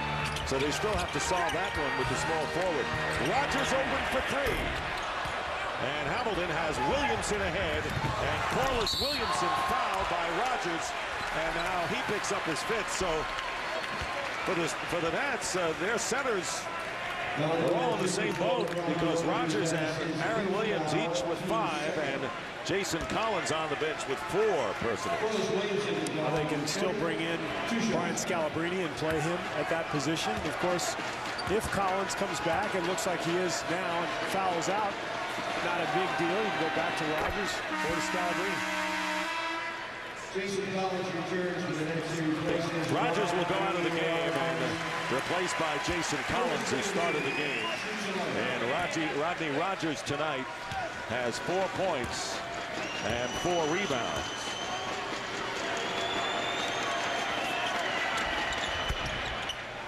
And the free throws by Corliss Williamson, 81-62.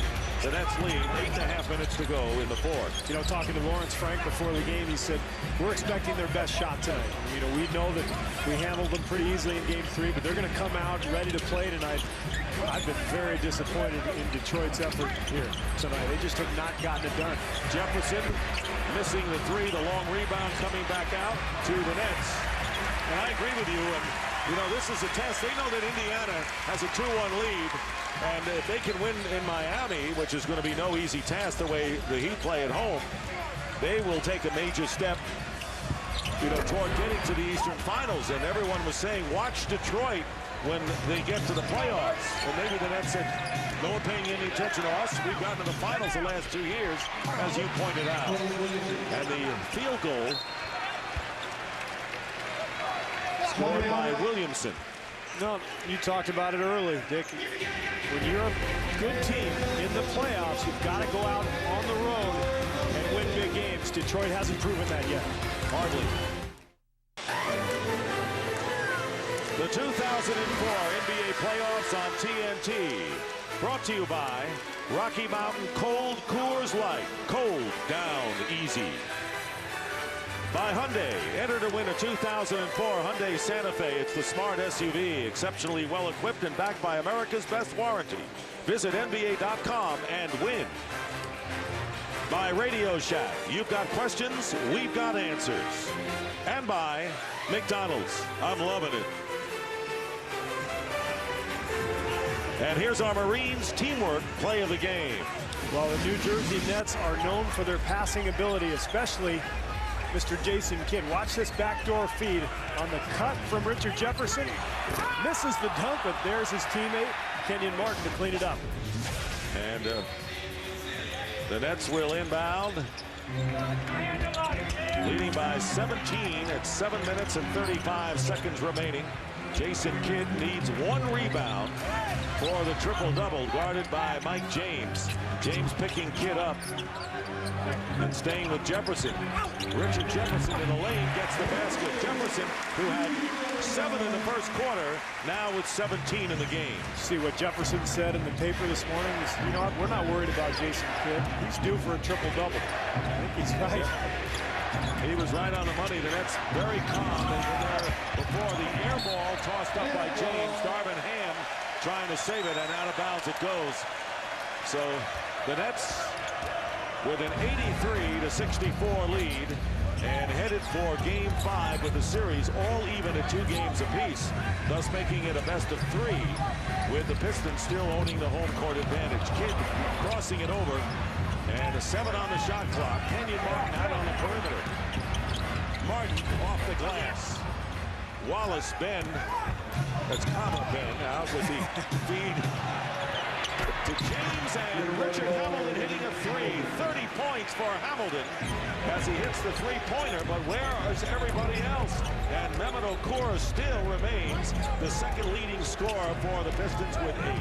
Hamilton looks like Michael Jordan in the early days of the Chicago Bulls when he'd get about 40 and nobody else would score. And the Nets call for the offensive foul. Richard Hamilton, by the way, has 11 field goals, and the rest of the Pistons have only 10. You know, come to think of it, that was Michael even in the later days some nights. That's right. Scoring leaders for the Nets, and they have 5 players in double figures, and that last foul was on Kenyon Martin. And Ben Wallace driving in, fouled by Collins. And Collins now picks up his 5th foul. So Collins, Rogers, and Williams all with 5. And that would bring some urgency, except for the fact that we're halfway through the 4th quarter, and the Nets have a big lead. Yeah, I don't think it's a major concern here for Lawrence Frank. If Collins picks up another one, you can go to his bench. You can go either to Scalabrine or Williams or Rogers. So not a big issue in this game, in these circumstances. Ben Wallace missing the first, and there is Aaron Williams on the bench.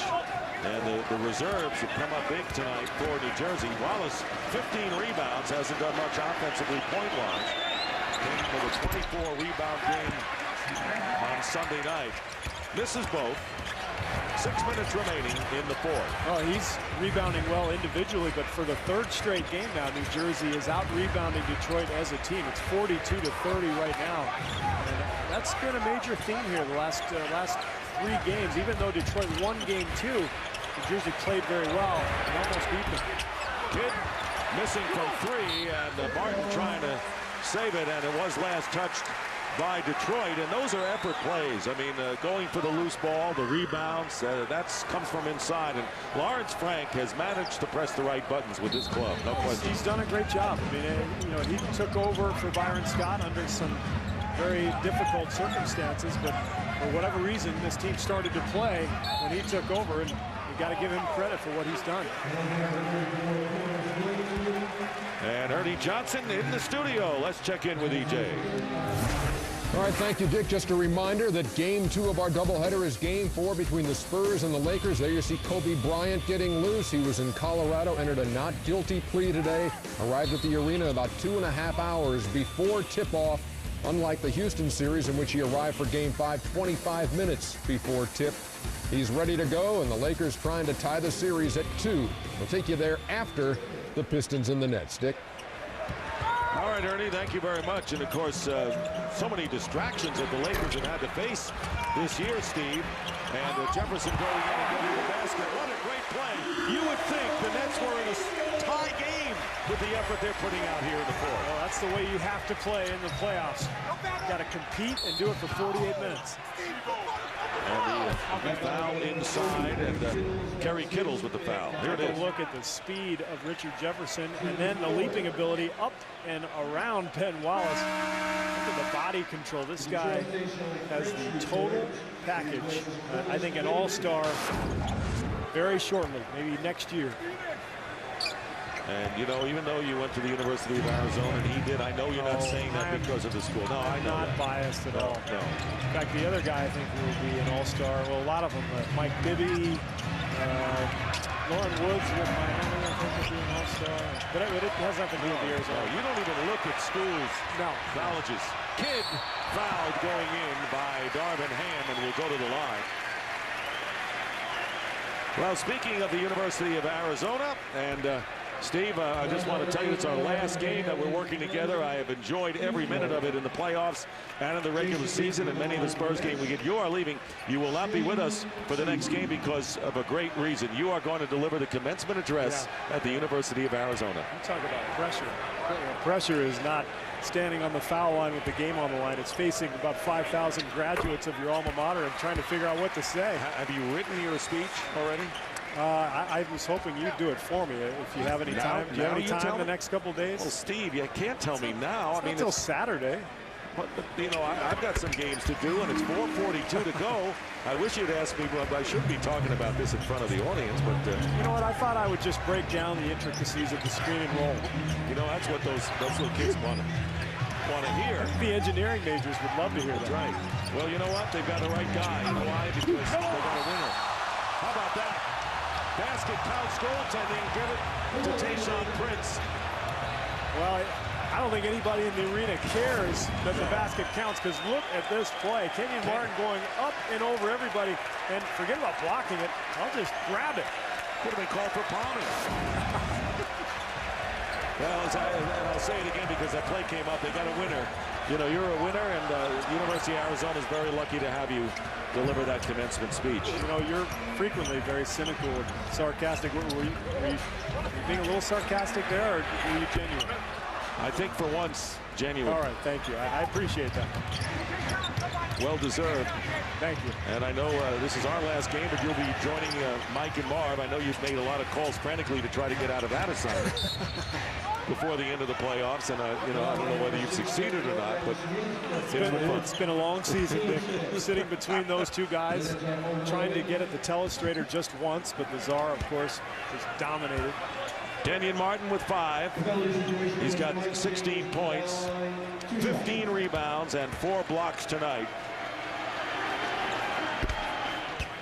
And I'll tell you, the officials doing a great job. You always hate to say, because that's the job and they're not supposed to be seen and heard from, but considering all that went on with volatile people in this game and comments by, you know, coaches and people away from the game who are not on the floor, this could have erupted, and it did not tonight. Well, the NBA follows this stuff. They know what is going to happen in certain games, so they send certain crews depending on what they think is going to happen. Steve Javie is here for a reason.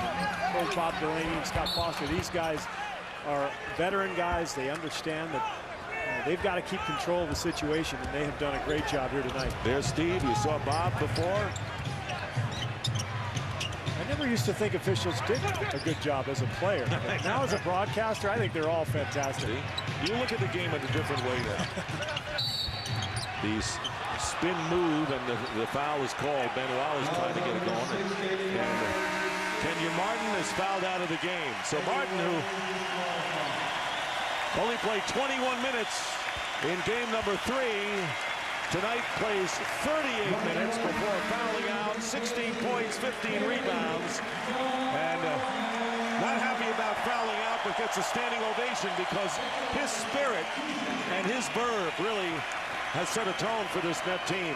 There was a sequence, Dick, in the second half where he defended Mehmet Okur for 3 consecutive possessions and forced him into turnovers and caused havoc, and this crowd from that point forward just started chanting his name. You see it right now. He's egging him on. He loves it. Ben Wallace, 1 free throw, and it's 87-72.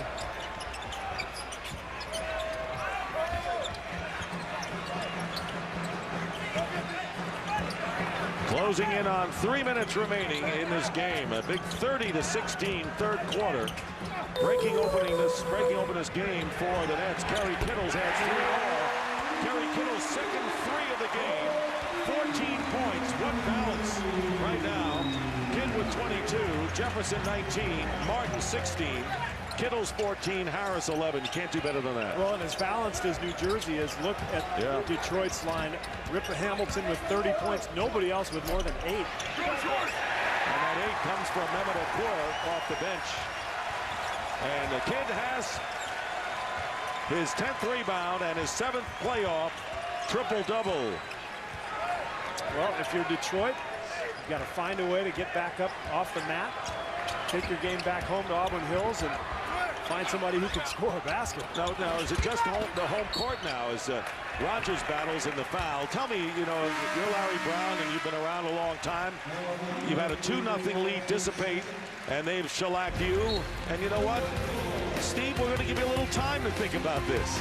We're going to go to commercial as Kidd gets congrats on the triple-double. I'll get my notes out.